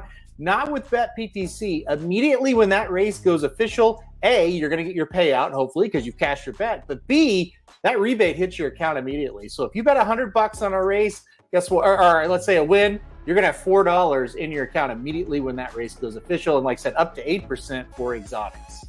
It's pretty awesome. Make sure you check to make sure your state's eligible for both BetPTC and the rebate, since it does vary from state to state. If you're looking to sign up and take advantage of a $200 bonus, just click on this Sign Up Now button here at BetPTC.com. Make sure you enter in all your information, scroll down to the bottom, and make sure you include promo code DUDES when you're signing up to be able to get a $200 bonus after betting $750. That gets deposited right into your account, and then you're eligible to get rebates back as well. So make sure you check out BetPTC and give them a shot to see if they can earn your business.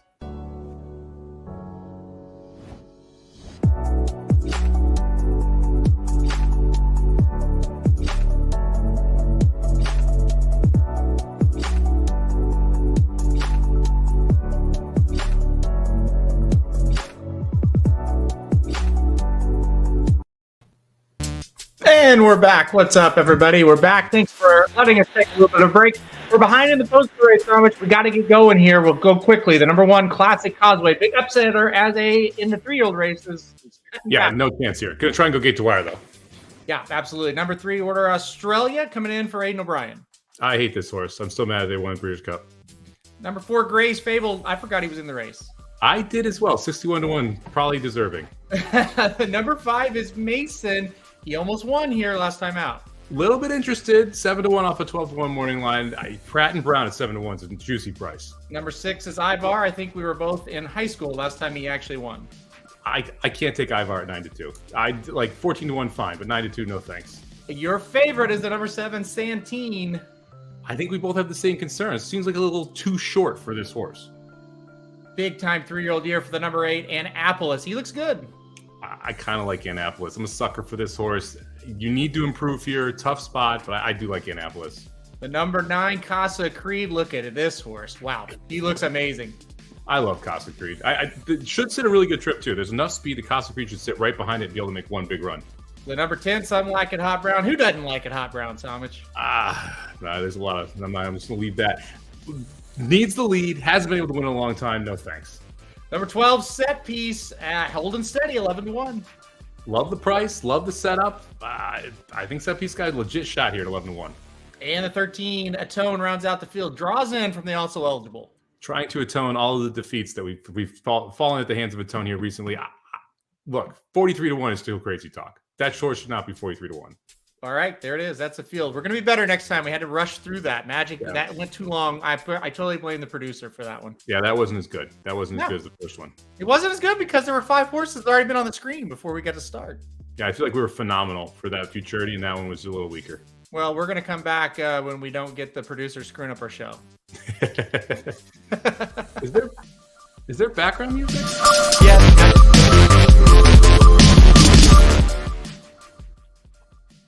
Unbelievable. We don't need background music. Nope. No, he totally overproduced and he ran a short and he ruined it. So, oh well. What can you do? All right, let's get back on track here. They're galloping around the turf or the dirt course right now. 3 minutes to post here. The favorite's still the 7. We still have that strong opinion that well, I guess it's really not that strong of an opinion. The logical opinion that the horse could win, but shouldn't be 3-1 in here.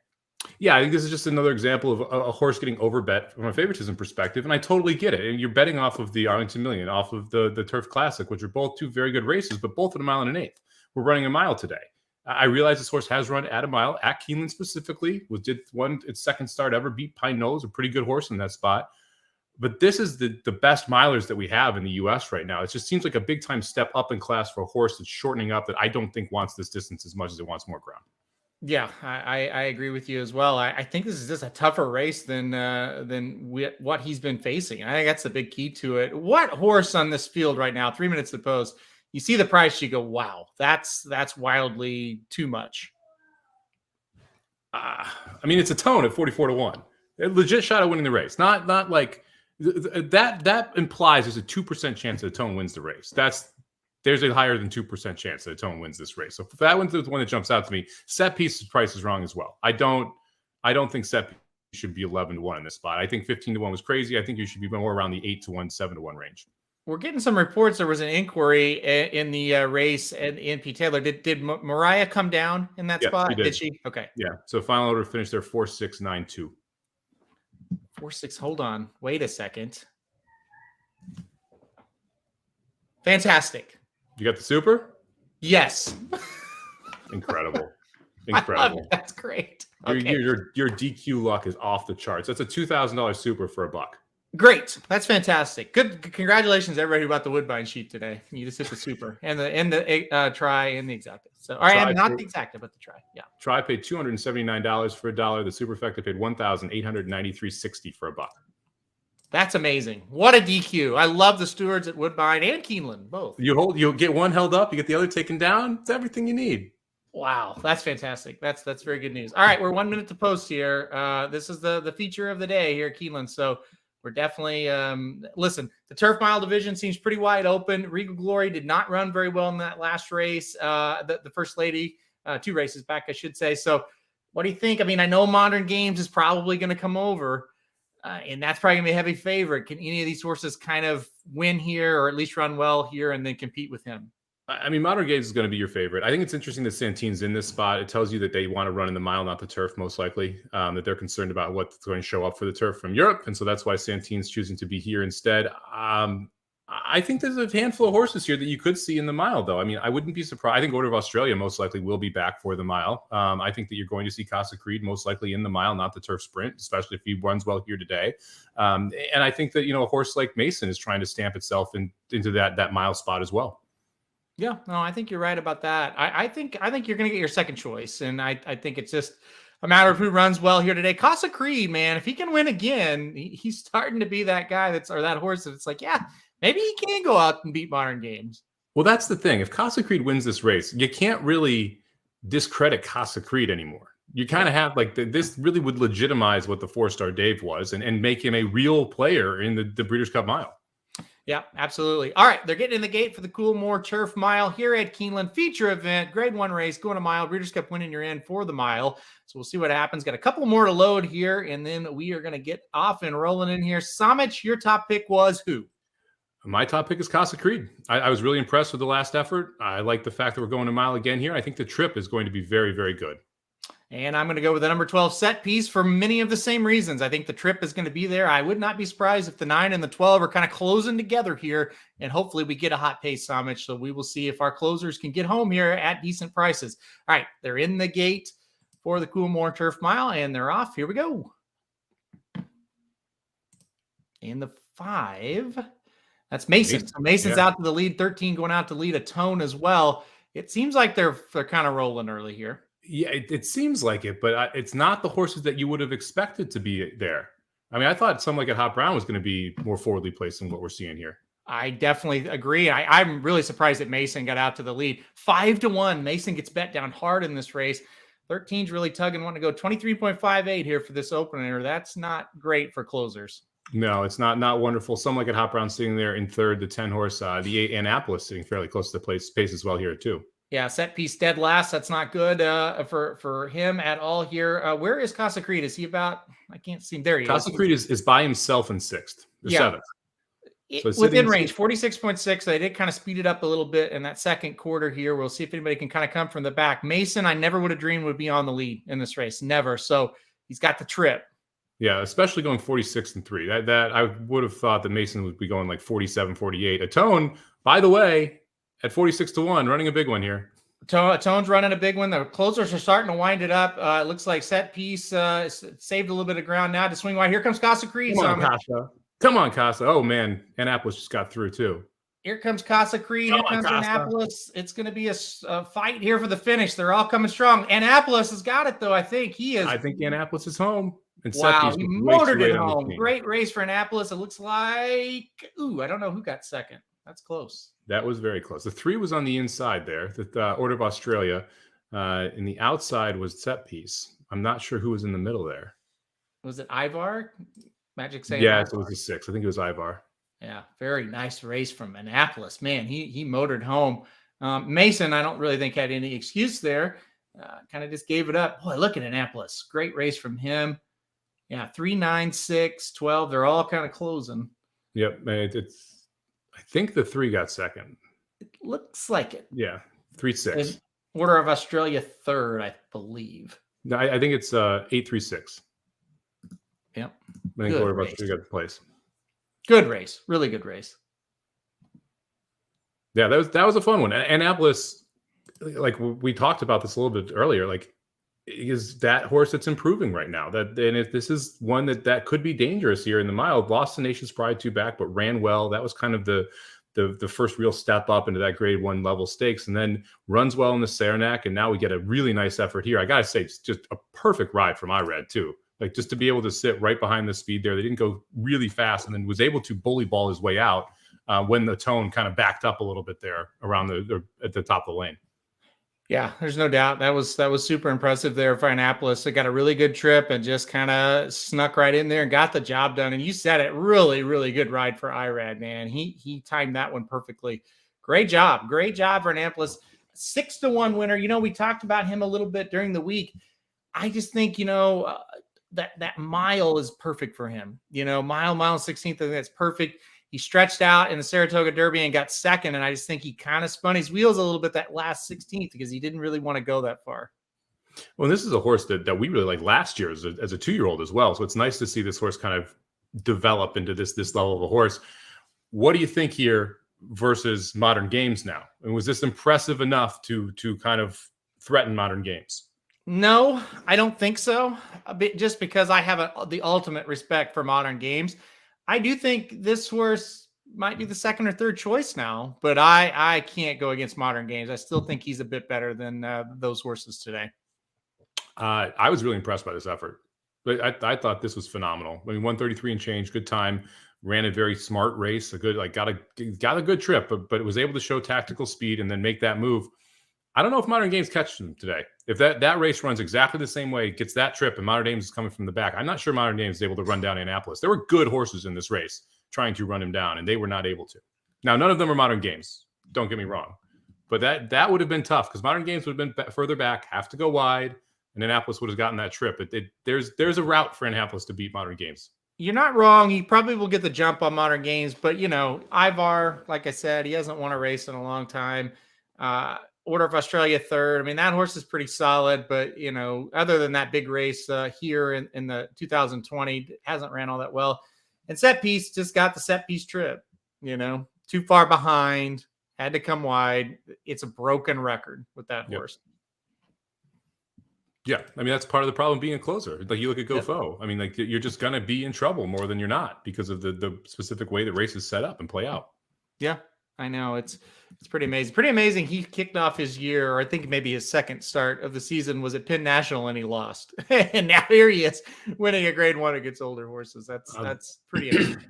Congratulations, Michael. Cash the double, the pick 5. We got a boom going there. Yeah, we had someone single to the 8 here, so great job there. We got the all turf pick 3 score as well. That one probably paid pretty good too. There's a lot of people cashing there with Annapolis, which is wonderful. Yeah, good job, and a very nice hit for everybody that cashed in on that one. And another favorite again that we thought was over bet, and it worked out again. Santin. I never saw the horse in this race. I will have to watch the replay to figure out where he finished. Yeah, I never even called his name when we were watching it. I think he was way back and just never was involved. Yeah, absolutely. Well, listen, Somich, we have no time to waste because we have to go to Santa Anita now. We got to. No choice. We have to, no choice, says Magic. The Rodeo Drive is next at Santa Anita, grade 1 race here for the fillies and mares going 1.25 miles. Breeders' Cup winner, you're in for the filly and mare turf. A field of 7. Right now, your favorite looks like the number 2, Fluffy Socks, is favored by 1 tick of the tote board over the number 3 going to Vegas. What did you think about this one? I'm going to chalk out here. I like Fluffy Socks in this spot. Usually when Chad Brown ships a horse out to Santa Anita, it's a pretty good sign. And look, going to Vegas has run well against those California horses, but Fluffy Socks has been running well against East Coast horses. And the East Coast turf division is better than the West Coast turf division in my mind, but has been for a couple of years. So give me Fluffy Socks in this spot. Yeah, that's a big thing. Fluffy Socks has had trouble winning races, but I think it's just because she's been up against really nice horses. And now we're in a field here where, going to Vegas isn't too bad. The 5 isn't too bad. 7's not too bad, but I just think Fluffy Socks, it's got a little bit of advantage as far as a class standpoint. So another one we can't read the post parade because it's too late. Well, that's more of the last race's fault. I know, that's really sad. So if you're looking for a price here, do you have any interest in a price? I mean, Family Way obviously 5-2 tough there. You got Nage Blanche 7-1 on the board right now. Any prices interesting here? I think the 5 is interesting at 7-1. 5 is a pretty damn consistent runner here at Santa Anita. She shows up with a solid race every now and then. She likes going this distance or longer distances on the turf in general. I think she's one to watch in the spot. I think she's going to run big. Yeah, second off a layoff as well, so should be set up for a pretty big effort here later in the 5-year-old season. You could say that maybe she's going to be able to improve and get back to some of her best races there. First off the layoff left a little to be desired as a favorite, but she didn't really get the best trip either. So I think you can make some excuses for her if you want to, and 6-1's a decent price there. Yep, it is a decent enough price. I think the 3 goes to the front. I think that's the one that's going to set the pace. And then I think the 2, 6, or 2, 5, 7 are all going to be coming at her. And I don't know that she'll be able to hold it off going to Vegas. I'm talking about, I think she may give it up late. And I think it's just going to be who out kicks who from that back group of horses here. It's 1 minute now as they're kind of circling on the turf, getting ready to go. Do you have the Santa Anita feed up? I do. We have a carryover in the pick 5. If anyone but the 2 or the 5 wins. Really? $400,000 carryover into tomorrow's Santa Anita card if anyone but the 2 or the 5 wins this one. Well, we might have to do a pick 5 carryover show tomorrow if this thing carries. I'm not shocked. We read off the results just a minute ago. I can't remember when we did it, but again, I'll read it off. $12 winner, a $37.80 winner, a $19.80 winner, and a $41.40 winner. That's your first 4 races. So that anybody but the 2 or the 5, and it carries over. And it carries over $400,000 in tomorrow's early pick 5. Would whoever has this 5, is it going to be a scoop? I mean, yeah I think so. Good. There's 3 tickets live to the 2 and a single ticket live to the 5. Wow. So you're looking at someone out there is playing for about $400,000 to this 5. It's a little bit of a sweat. Looking ahead to the next race, we got Justique, the Justify filly. Looks like she's going to be a fairly heavy favorite. Actually, it's not that different between her and the 3 horse in the next race as well. So just a little look ahead there. Justique, most likely your favorite. Home Cooking, going to be a short price as well. We both like the 2 here, Fluffy Socks. Do you like the 2-7 double? Is that something you look at? How would you kind of bet this race? I don't really like. Well, let me rephrase. The 7 is not my top pick in the next race. I like the Baffert horse, Home Cooking, in the next race. So I would play a 2-3 double. Actually, I'm just going to punch that in right now. You're getting 8-1 on that right now. Yeah, I like that a little bit. And as far as a exacta, we're getting 21-1 on a 2-5 exacta in the spot. That's good enough for me to take a small shot. So I'm going to go a 2-5 exacta in the spot. I don't hate it. I mean, going to Vegas is going to be tough, obviously, to run out of it. And Family Way also a pretty good horse as well. Um, so that's why you're getting that value there. Even though it's the favorite over a 6-1 shot, you're getting that 18-1 price right now because of those other two betting interests. Yeah, exactly. The 7 is an interesting horse. Another one that's coming over from Keeneland, Churchill, the Kentucky circuit, trying to think of the name there. And we'll see, has been running pretty well. Just has kind of been disappointing as a favorite. That's been the problem, right? Been favored so many times and just haven't been able to get it done. I think they're bringing the 7 over here to try to pick up a win. So they're getting in the gate. Yeah, I mean, lost to Warlike Goddess, Bleecker Street. Those are pretty good horses. Yeah, absolutely. All right, in the gate now, or getting close to the gate for the Rodeo Drive here at Santa Anita. Grade 1 race. Breeders' Cup winning you're in for the filly and mare turf. Field of 7. Got a couple more to load. We'll find out here. Somich and I both like Fluffy Socks. We'll see what happens. Who do you think will be on the lead? 5 or 3 for sure? Yeah, I mean, it's got to be going to Vegas here. I mean, the 5, Naj Blanche, likes to be on the lead, but is slow. Going to Vegas is actually quick. So something to keep an eye on. If the 2 or the 5 don't win this race, pick 5 carryover tomorrow at Santa Anita, and that early pick 5 going to be crazy. Going to be a ton of money bet into it, but we'll see if this 2 or 5 can make somebody really, really happy in this spot. Yeah, so, $406,000 for someone live to the 5, a single ticket. They've got to be shaken as they go out of the gate here. And as we thought, the 3 looks like going to take the lead, but not flying out there. And the 5 is going to look like maybe sit a little bit closer as well. Crossover onto the dirt, now back to the turf, and then the race will kind of normalize, as I like to say. I like that ride from Rispoli here. You got to expect that the 3 going to Vegas is going to make the lead, but Rispoli just protected the rail and let the other horses decide how fast they were going to go up front. Very smart way to do that. 23 and 4 looks very fast for this distance. You got to remember they were going down the hill as well. Yep, absolutely. And now they'll kind of slow it up. That'd be my guess anyway. Fluffy Socks, dead last. That's really not where you want to see a horse at Santa Anita turf course, but we'll see if the class kind of takes over here.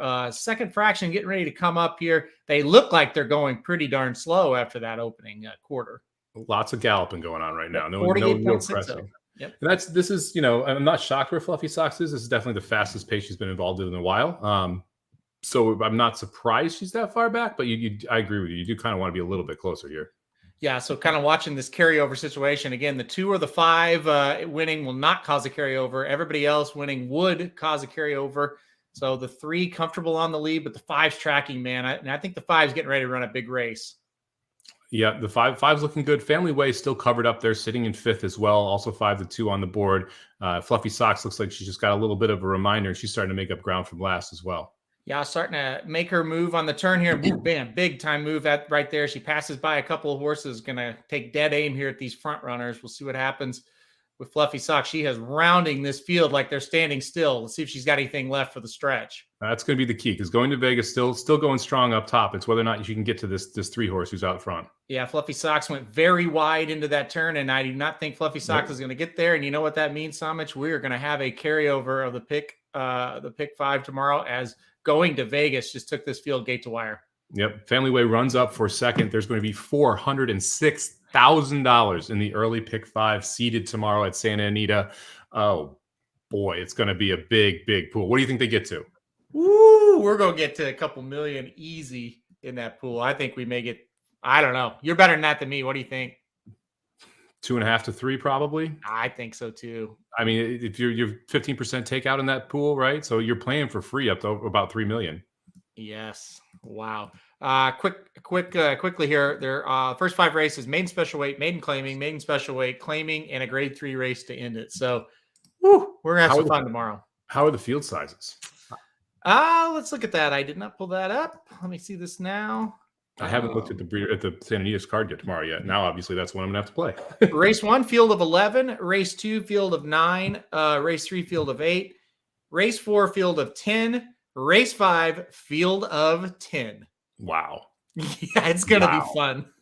Wow. All right. So $406,000 into that early pick 5 tomorrow at Santa Anita, as that race just triggered a carryover for that pool. I'm guessing you get close to 3 million in that early pick 5 tomorrow at Santa Anita. And it's going to pay if those are the field sizes, because it's going to be hard to narrow that down for a lot of people. It absolutely is. And like I said, the sequence ends with a stakes race, and it is a 2-year-old stakes race going 1 mile for the fillies. So that is not going to be an easy spot to go short in. Like $16,000 claimer on the dirt going 6 furlongs. Not an easy race. Calbred maiden special weight at a mile with 8 runners. A $20,000 maiden claiming race going 6 furlongs on the dirt for 9 runners. And the opener is a Calbred 6 furlongs on the turf, field of 11.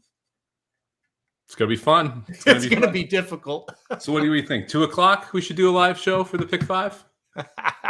We may have to, because that's going to be pretty popular tomorrow. Yeah, we're going to have a lot of products covering that thing, because that is going to be one you need to fire on. Yeah, that's going to be a great pool. Probably the best betting pool of the day. It's 50-cent denomination, 5 races. Just get her done and get it home.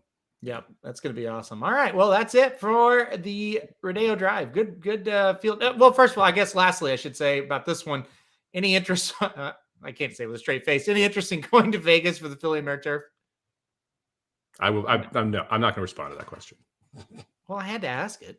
Okay, fine. Yeah, I think going to Vegas should be a heavy favorite in the Philly Mare Turf, no doubt. No.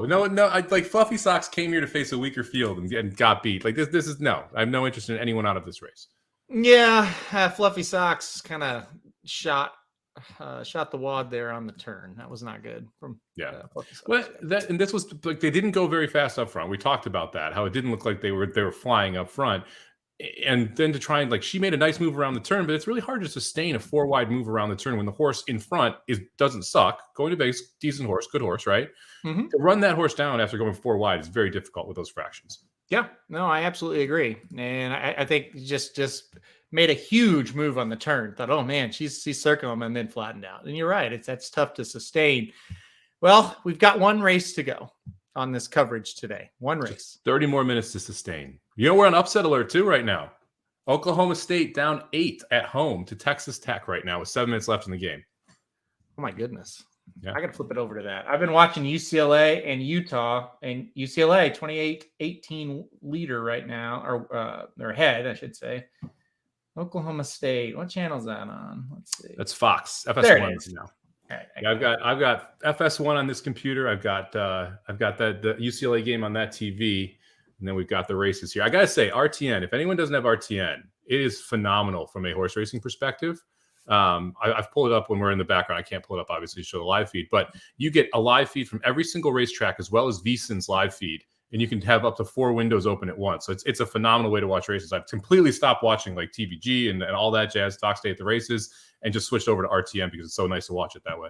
That's fantastic. Yeah, it's kind of hard to watch TVG at times. I'm not gonna lie, it's not the greatest. I like America's Days at the races. It's decent coverage, I think. Yeah, they're both fine. I mean, you know, they're both fine. Such a diplomatic person. I could tell you want to say so much more, but you're not going to do it. So well, I don't find the information can be decent from specific people, and that's why I don't want to completely bash it, right? Because it's like there's certain people who give you very good information on those shows. There's certain people who give you information that is atrocious on those shows, and you have to understand which is which to make sure that you can purse the correct information that you should be using. Okay, fair. I like it. It's a good way to put it. I like it. First, let's see. First click of the board, Justique 3-5. Yeah, she's getting hammered. I mean, if you just looked at the response I got from Twitter on the video that we did, everyone wanted to bet this horse. I mean, this is one of those, and if we could pull up the replay, we could pull up the replay. I don't know if Magic's in the background if you want to pull it up. She looked phenomenal in her debut. Like she looked like a superstar in that spot, and that I think is why you're seeing this 3-5 price. Yeah, the horse, the home cooking, the horse she beat that day came back and ran very, very well. The only weird thing, the number didn't come back very strong for that race. That's why I'm like, yeah, I don't know if I want to take her at like a tiny price. I want to see this horse come back and do it again. I want to make sure it wasn't just a total pace meltdown, and maybe that's made her look a little bit better than what she was. Never changed lead the whole time in the stretch, so that was a little concerning as well. And again, might win. It's a broken record on the show. The theme of the show shouldn't be 3-5. I'm sorry, just shouldn't. My top pick, I would not bet her at 3-5, right? I mean, I think that's the key there. So here's the Justice's debut. I kind of like having Magic as the producer. I do appreciate what he's doing here. So thank you very much for pulling this up, Magic. I do too, and I've never really disrespected Magic once. So,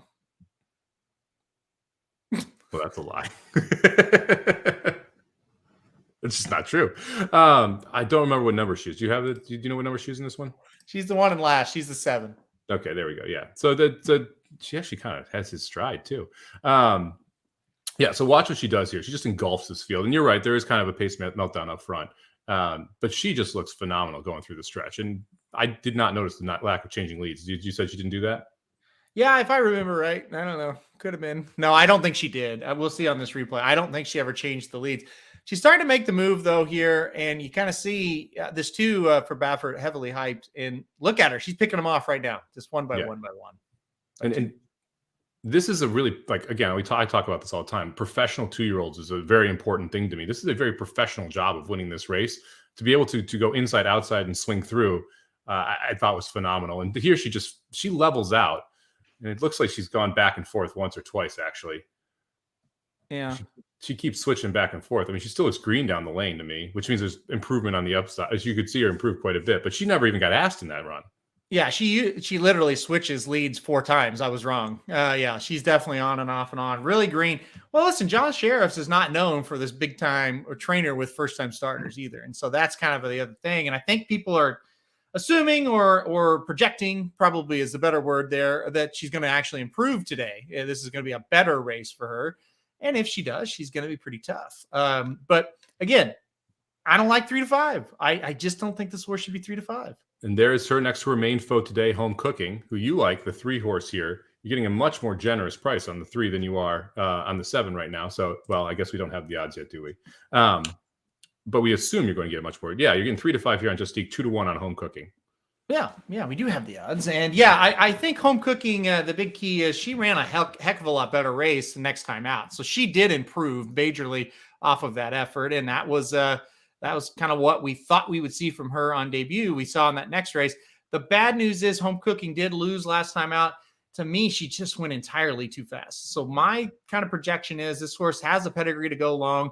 Once they go long, I don't think she'll go quite as fast. Maybe she can kind of relax, and then it's going to be a little bit tougher to run her down going 2 turns. That's kind of my hope for this one.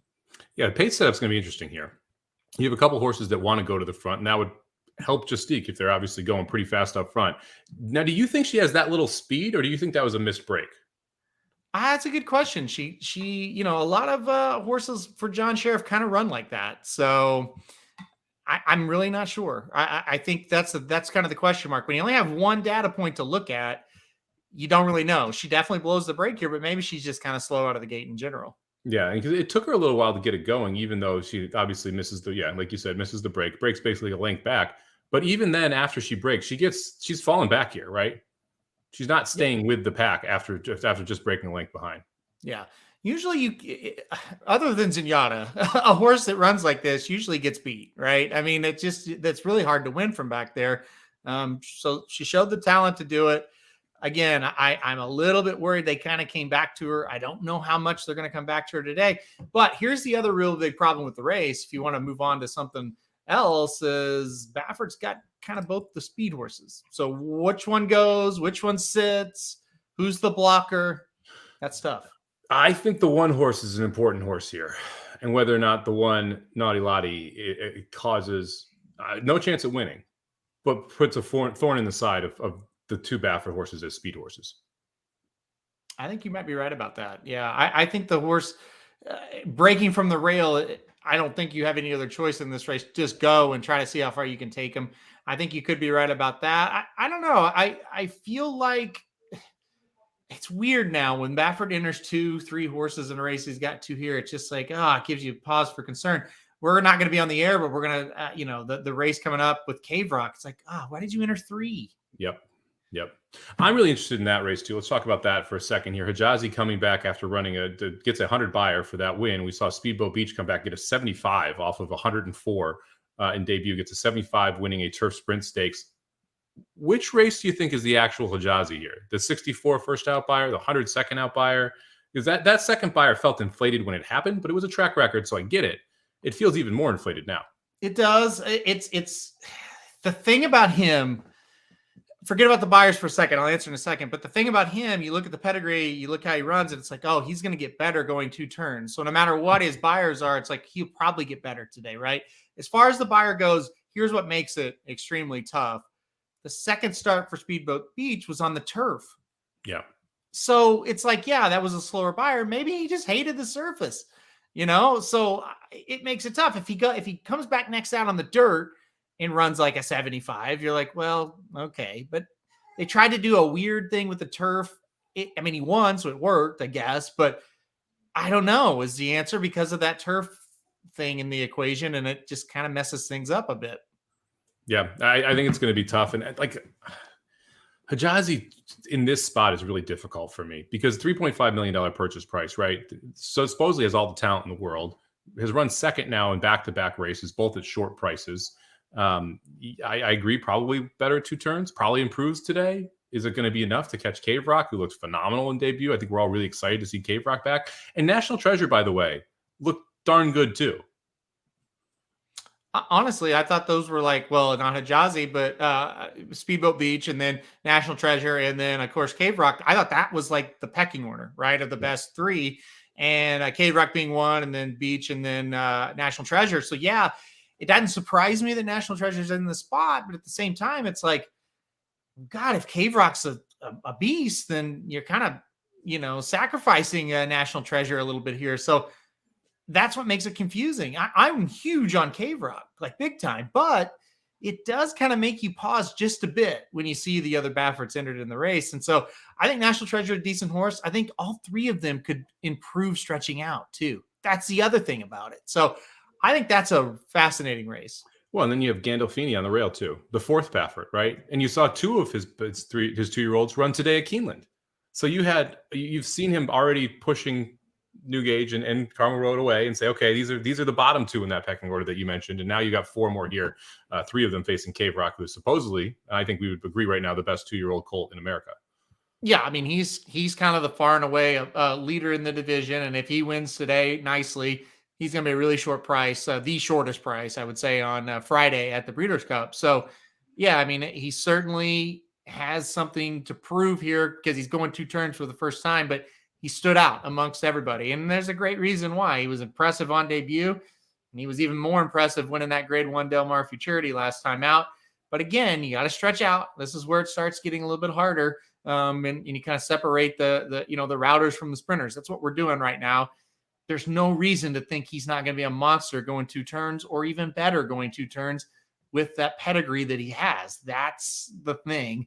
So he's super interesting. But again, 5, 6, 8, they all have speed. They're not all 3 going to burn each other out. Where they're placed will tell us a lot.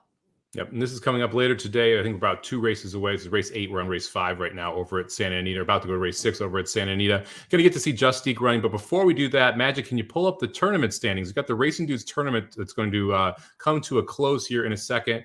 We just hit the track over at Keeneland. So we got about 5 minutes to post here from the closer at Keeneland. Let's talk a little bit about the 11th race here, Aaron. I thought this is a pretty wide open race. I agree that the 10 at 2-1 probably should be your favorite, but again, the price seems a little bit short here in this field, which seems pretty competitive. Yeah, it seems a little bit. The 2-1 seems short on the 10 for sure. That was my top pick, but another one that you don't really want to stomach that one. I thought the 4 was pretty interesting as well. I think at one time Cox kind of thought this 4 was at least decent. Try to run in some pretty tough races, and I think now we're in this spot here where it makes a lot of sense. I like the price a lot better today for the 4 than the 10. I really think it's between these top 2. I'm going to get a little kooky here.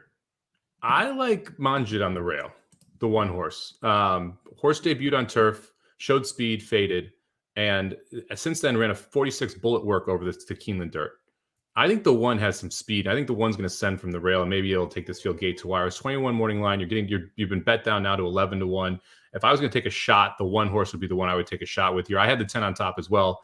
I ironically was 10-4 on top with my top 2 picks. So I agree with your handicapping there, but the price of the 1 is what's pulling me in that direction. Yeah, the 1 is interesting as well. A horse that gets to the dirt, like you said, and really kind of seems like the dirt is where you would want to run this one. I don't know. I don't trust the connections. I think that's kind of the biggest thing. But listen, for a tournament horse, it makes sense. It's a homebred by Shadwell as well, which I think is pretty interesting. They decided to keep this one and give it to Andrew McKeever, who's not one of their more well-known trainers. But yes, the connections are the main reason why you're seeing the price sitting on the board the way it is. The 2-horse Old Point, Todd Pletcher, this is a Curlin first-time starter, $475,000 purchase for Napoleon St. Elias. very popular group there as well. What did you think about those two?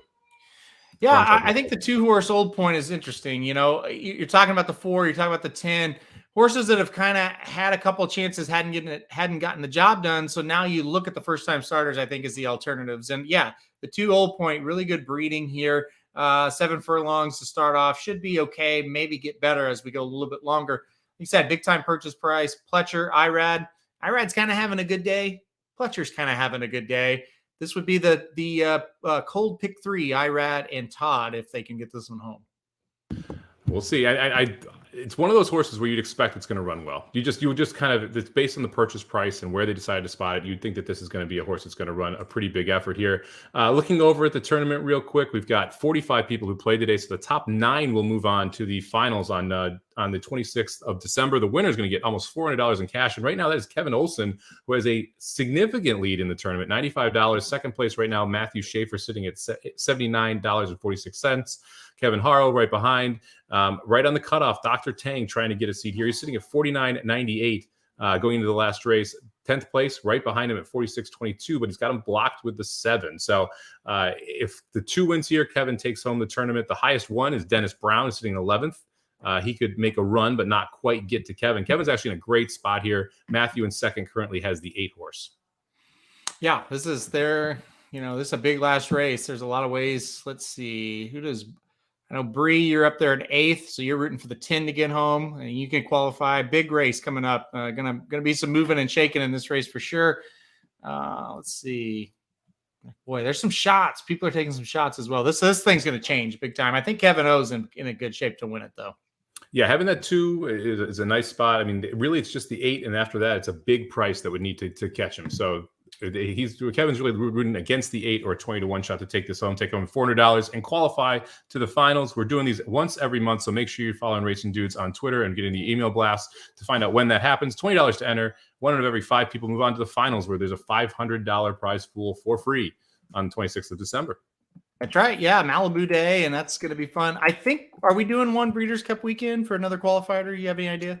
I believe Breeders' Cup is going to be the next one. I think we're going to try and do it. There's a 2-day tournament with just the Breeders' Cup races, is what Horse Tourneys has done in the past. So it would be just the 5 Breeders' Cup or 6 Breeders' Cup races on Friday, and the, what is it, 11 or 10? No, 9 that they run. 5 and 9. Yeah, and the 9 that they run on Saturday. So it'd be those 14 races for the next tournament. That would be really cool. I hope we do that.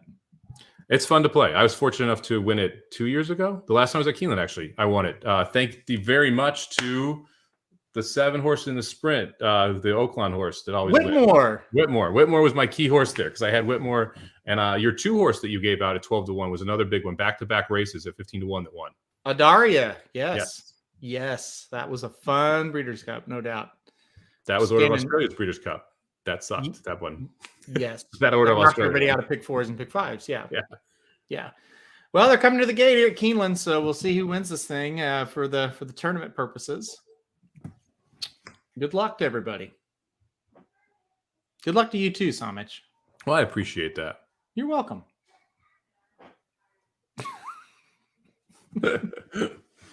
Oh, I did terrible in the tournament today. All my prices lost. Well, that makes 2 of us. Yeah. We'll see if we can close this day with the 1 horse, though. I'm just going to pick the horses I think are going to win the races from now on. So you used to say that, and then you did that, and you consistently didn't win the tournaments, and then you tried to get more of the strategic way of trying to find longer prices to try and give yourself some unique outs, and now you're going to switch back to the old style? Yeah, I'm doing way worse this strategy. Way worse. Yeah, but the one day you do well, you'll win it. Okay. Versus every time you finish in the middle of the pack doing the other way you did. No, I would finish like 5th. Yeah, 5th. Not win. Can't win. Got to win. All right, here we go. We are all in the gate. We'll see what we got here. You were 10-4. I played the 1, but I like your 10 too. We'll see what happens here as they break out, and the 1 is going to go right to the lead. The 4 kind of missed the break a little bit as well. He kind of went to his knees, it feels like. Here we go. 10-1. 1-7-10. Looked like going to be on the front. Yep. That is a pretty horse, that 1 horse. Yeah, it is a very pretty horse. Need the 10 for pick 4 and 2-6-10 for pick 3 for Rodney Dudley. So Good luck, Rodney. The 10 looks comfortable and really should have been the favorite here. 10 Cape Trafalgar ran some good races up in New York. Unikey actually came back, I think, won a stakes 2 races after that win. So definitely has a class edge over this field. Here we go. Turning for home. Who's the 8 here? Oh, here comes the 8. Couldn't the 8 mess some people up in the tournament? The 8 would flip the tournament here. Ironically, your top 2 leaders here have the 2 and the 8, but the 10 is the other one that people are rooting for. I feel like the 8's going to win. This 8's looking pretty strong right now. Yeah, unless the 10 battles back. It doesn't look like anyone's making any noise from the back of the pack here. Nope. I think the 8's going to gallop home. 10-1 to close it out, and that is going to vault Matthew Schaefer up to the top spot in the leaderboard. Mark Devine also has the 8 here, should move up probably to 3rd. And Marcus Porkett and Matt Secor were both going to make it into the finals with that 8 winning as well. That came from way back. I kind of feel like you made up a lot of names. I don't think those are real people. Well, I'm not great at pronouncing names or people when I've never met them before. So every now and then, you're all over that. You're like, yeah. So that concludes the tournament there. Congratulations to Matthew Schaefer. I got that one down. You can take home $391 for the top spot, as well as advance on to the finals there. I have a feeling the bubble here is going to be Bree, who's going to end up running 10th, and Doc, who's going to run 11th and just miss qualifying for the finals. There you go. See, I didn't make them up. I heard my name. Matt Schaefer. Well, no. Yeah, you know that one. Yeah. All right, let's head back over to Santa Anita here. We're on the track, 4 minutes, and they just started the post parade. All right. Well, let me go back to it. Oh, yeah. And the 1, Naughty Lottie. Will she be naughty today? She could be for the other speed in here. She could cause some trouble for home cooking. The number 2 is Ice Dancing Richard Mandela, trying to get this one home, and they're going slow. Hold on. We don't have to do this one yet. Yeah. There's a 2, Ice Dancing. And ooh, she's a pretty little thing. She's got a nice look there. I like the different colors. She's going to have to put these horses on skates if she wants to be able to get the job done, though. Oh, I like the pun of the ice there. Santa Anita, give us a little bit of time here. The 3, Home Cooking. Will there be home cooking today for Baffert? This is your shorter price of the 2 Baffert entrants, trying to turn the tables here on Justique, but has a race in between that face off. The 4, Hunting Coco. Is her name too dumb to win a race like this? When you have a horse, by practical joke, don't name it Hunting Coco. This horse is a better sprinter than 2 turns. When this horse shortens back up, I'm more interested. Number 5, and Tell Me Noli's winner, big winner last time out for the clean trainer, Peter Miller. And Tell Me No Lies. Peter Miller looking to get the job done here. 10-1, pretty big price on the board. Number 6 is Uncontrollable. I have nothing for that one. Yeah, it's interesting to see that the connection shipping in here and trying to get the job done. Number 7 is Justique, and boy, she does look gorgeous. She's kind of throwing her head around, though. She looks a lot like her dad, looks the part, even money, though, just a little bit too short of a price on the board. All right, that's the field there. And yeah, Justique now at 4-5. Was 3-5, so bumped up a notch there to 4-5. Your top pick, like you said, but what is like a playable price for this horse?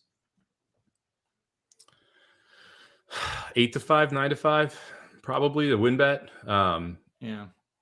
I think I'm going to watch this race. I don't have a great feel for it from a betting perspective. I mean, I like Justique on top. I don't like the price. I think Home Cooking is probably your logical second choice. I don't like the other Baffert, the 4 horse. I think Tell Me No Lies at 10-1 is a little bit interesting if you want to try and put that horse underneath in the exotics. But this isn't a wonderful betting race considering the way that the board's playing out. Well, it could be Tell Me Noli's if he wins this, or she wins this thing and No Lies. So I don't know. No, I did the preview for this, and I said, and Tell Me Knowles the first 2 times I did it. I'm like, wait, nope, that's wrong. That is incorrect. This is not a Florida State Seminole horse. No, it's not. No, and he's probably happy about that. Let's see here. Home Cooking now 9-5. Just took a big win bet, it looks like here. It's Justique is now up to even money. So as we kind of approach here, the post, now the odds are starting to get a little bit closer between the 3 and the 7. You want to know something interesting? Yes. Who is the favorite in the double pool? Justique. Home Cooking, 1860 to 1940. Who's the favorite in the pick 3s? Justique. Home Cooking, 24.75 versus 45.55. Someone has a very large pick 3 going here to the 3 horse. Wow, probably Bob Baffert. It could be Bob Baffert. Listen, here's the deal. I think the 3 stretching out in distance. I think this horse is going to go slower early, get relaxed early, and going to be tougher to run down going long than short. That's kind of why I thought the 3 would win the race.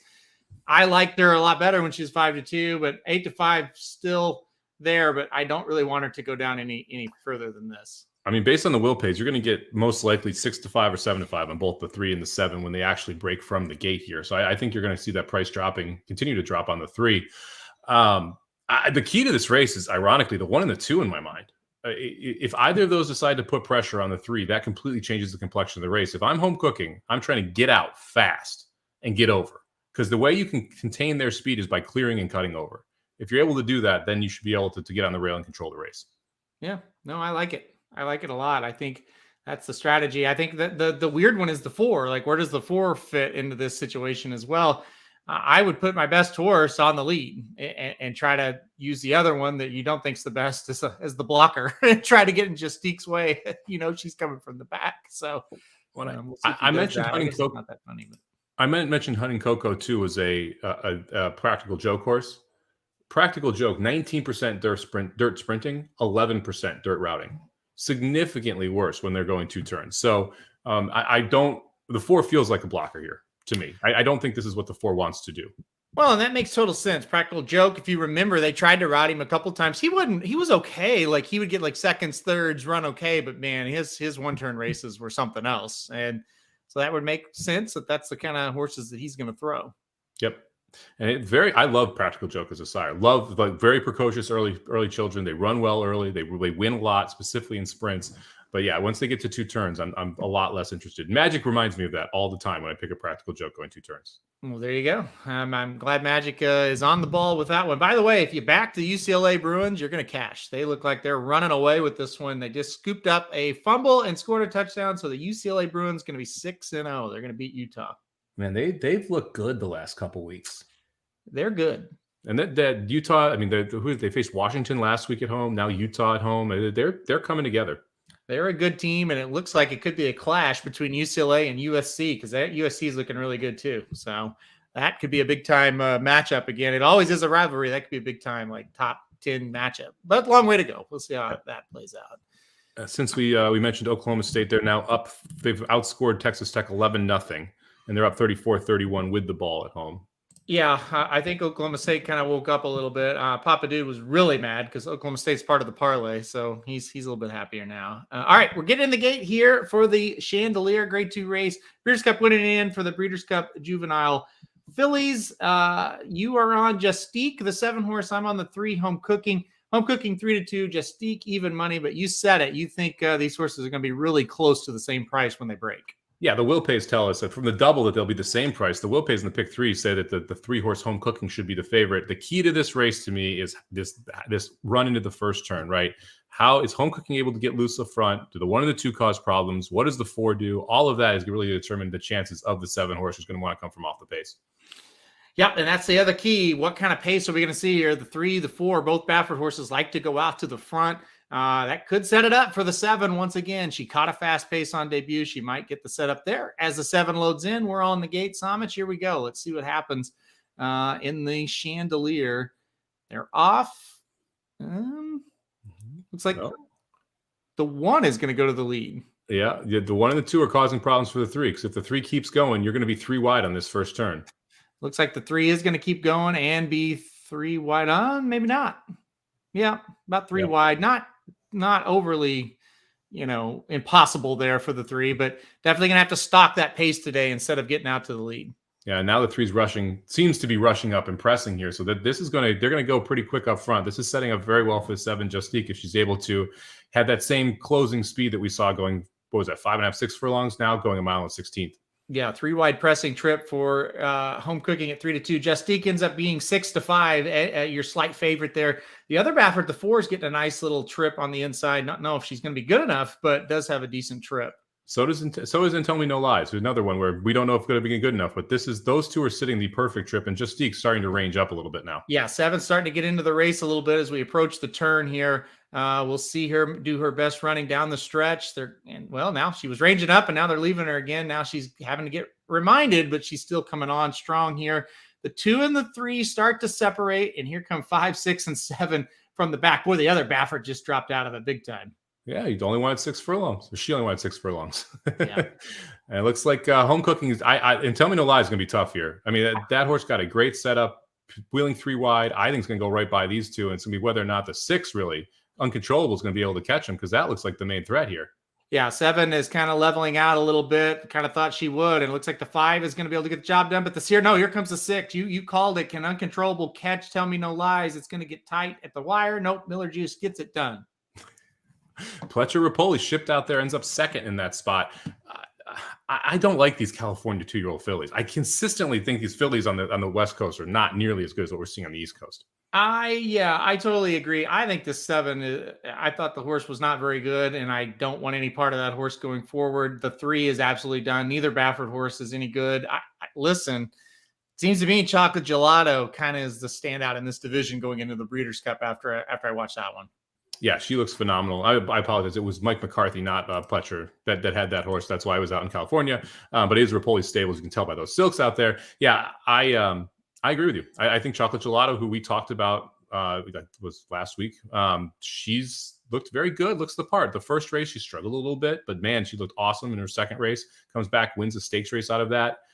Like I said, I like these East Coast fillies over the West Coast fillies. We've seen that the last 3 or 4 years, that they're consistently better out east in these filly divisions. The West Coast has done well in the colt divisions, but the East Coast has done much better in the fillies. Don't you find that weird? No, because I think it's a lot of it to do with the buyers and who is buying horses on each coast. I mean, we just saw a Rapoli filly run very well. Rapoli buys a lot of very good fillies. Nest pops directly into mind, right? Where you have some of these connections that have these horses. A lot of the horses that are being bought for trainers on the West Coast are colts going for Triple Crowns, whereas a lot of there's a more diversified stable on the East Coast. Yeah, I think that does make sense. And let's face it, it's basically Bob Baffert is getting the most of them, most of the good juveniles every single year, and they're sending him colts because they're trying to win the Kentucky Derby. So yeah, you're absolutely right about that. Rodney had a question about David Cabrera. He's at Remington. He rides at Remington most nights, so almost every night actually. So yeah, he's at Remington Park. He got injured. That's what happened. He was dominating that Oaklawn meet. Got hurt. It was a while before he came back. He is back. He's back in the swing of things. I don't worry about him. He'll get back going. Somich is like, I don't care about that. I see that. I'm bummed that DRF's like, hey, free Lone Star PPs. I'm like, no one can bet Lone Star. Why are you giving free Lone Star PPs away? Like that's I think of Cabrera. I think of Sam Houston, and Sam Houston. No one will be able to bet it in January, and he'll be down there running. Yeah, I guess there's no progress on that whatsoever. Like it's not going to happen. Yeah, just a bunch of people being stubborn. Yeah, well, that's too bad. Yeah. Well, this was fun, Aaron. That's it. What was that? It was a nice 3 hours together here on a Saturday. Yeah. Only thing that would have made it better if we were holding hands during it. And my arms aren't quite long enough. No. Can't quite reach to Missouri from here. It's a little too far. A little too far. Yeah, that's it. Do you want to close this out? No. Okay. Well, guys, we appreciate you. We appreciate everybody coming in and watching today. It's been a lot of fun. We had some ups and we had some downs, but that's kind of Keeneland in a nutshell, and Santa Anita and Belmont and horse racing. So a lot of good times here today and a lot of fun. We'll be back for, Magic Mike will be on Monday, and we'll have some fun there. Are we going to do a carryover show tomorrow for Santa Anita? Well, we got to do 2Bet Daily tomorrow, noon Eastern, to wrap up an atrocious week. Hopefully we can turn that around a little bit here, get Papa Dude's parlay home. So we'll do that at noon Eastern. I'm sure we will talk a little about Santa Anita. We'll obviously mention Keeneland, some of the great stakes we've got over there. Santa Anita's that card's actually very, very good. But yeah, we'll talk a little bit about that. We'll jump in. We're probably going to do a Pick 5 show. I would think that we've done those carryover shows. They've done really well. People absolutely love them. So probably like 2:00 your time, maybe something like that. And the interesting part is that we'll have some NFL going on at the same time. So I will be very scatterbrained as we were doing this live show, because that 3:00 window, that's right, like the start of the witching hour, which we both absolutely love. I can't do it during the witching hour. I can't do it. Maybe we should do it like right before the end of the first half into the start of the second half then? Maybe. I can't do the witching hour though. I love the witching hour. Yeah, I do too. It's just phenomenal. It's a phenomenal product. All right. So yes, we're probably doing a live show at some point tomorrow on the Pick 5 for Santa Anita. Make sure that you check followracingdudes.com. Follow me at Somobomb18 on Twitter. We'll tweet it out, let you know when that's going down. We could even pull in Rocker Magic, who's in the background right now, looking phenomenal with that headband. So we'll have that live show for the Santa Anita tomorrow, and then we'll also have Dudes Who Bet Daily at noon tomorrow. All right, sounds good, guys. We're going to get out of here. Thanks, everybody, for watching, sticking with us today. Is a lot of fun. We will be back tomorrow with a lot of content. So later, y'all.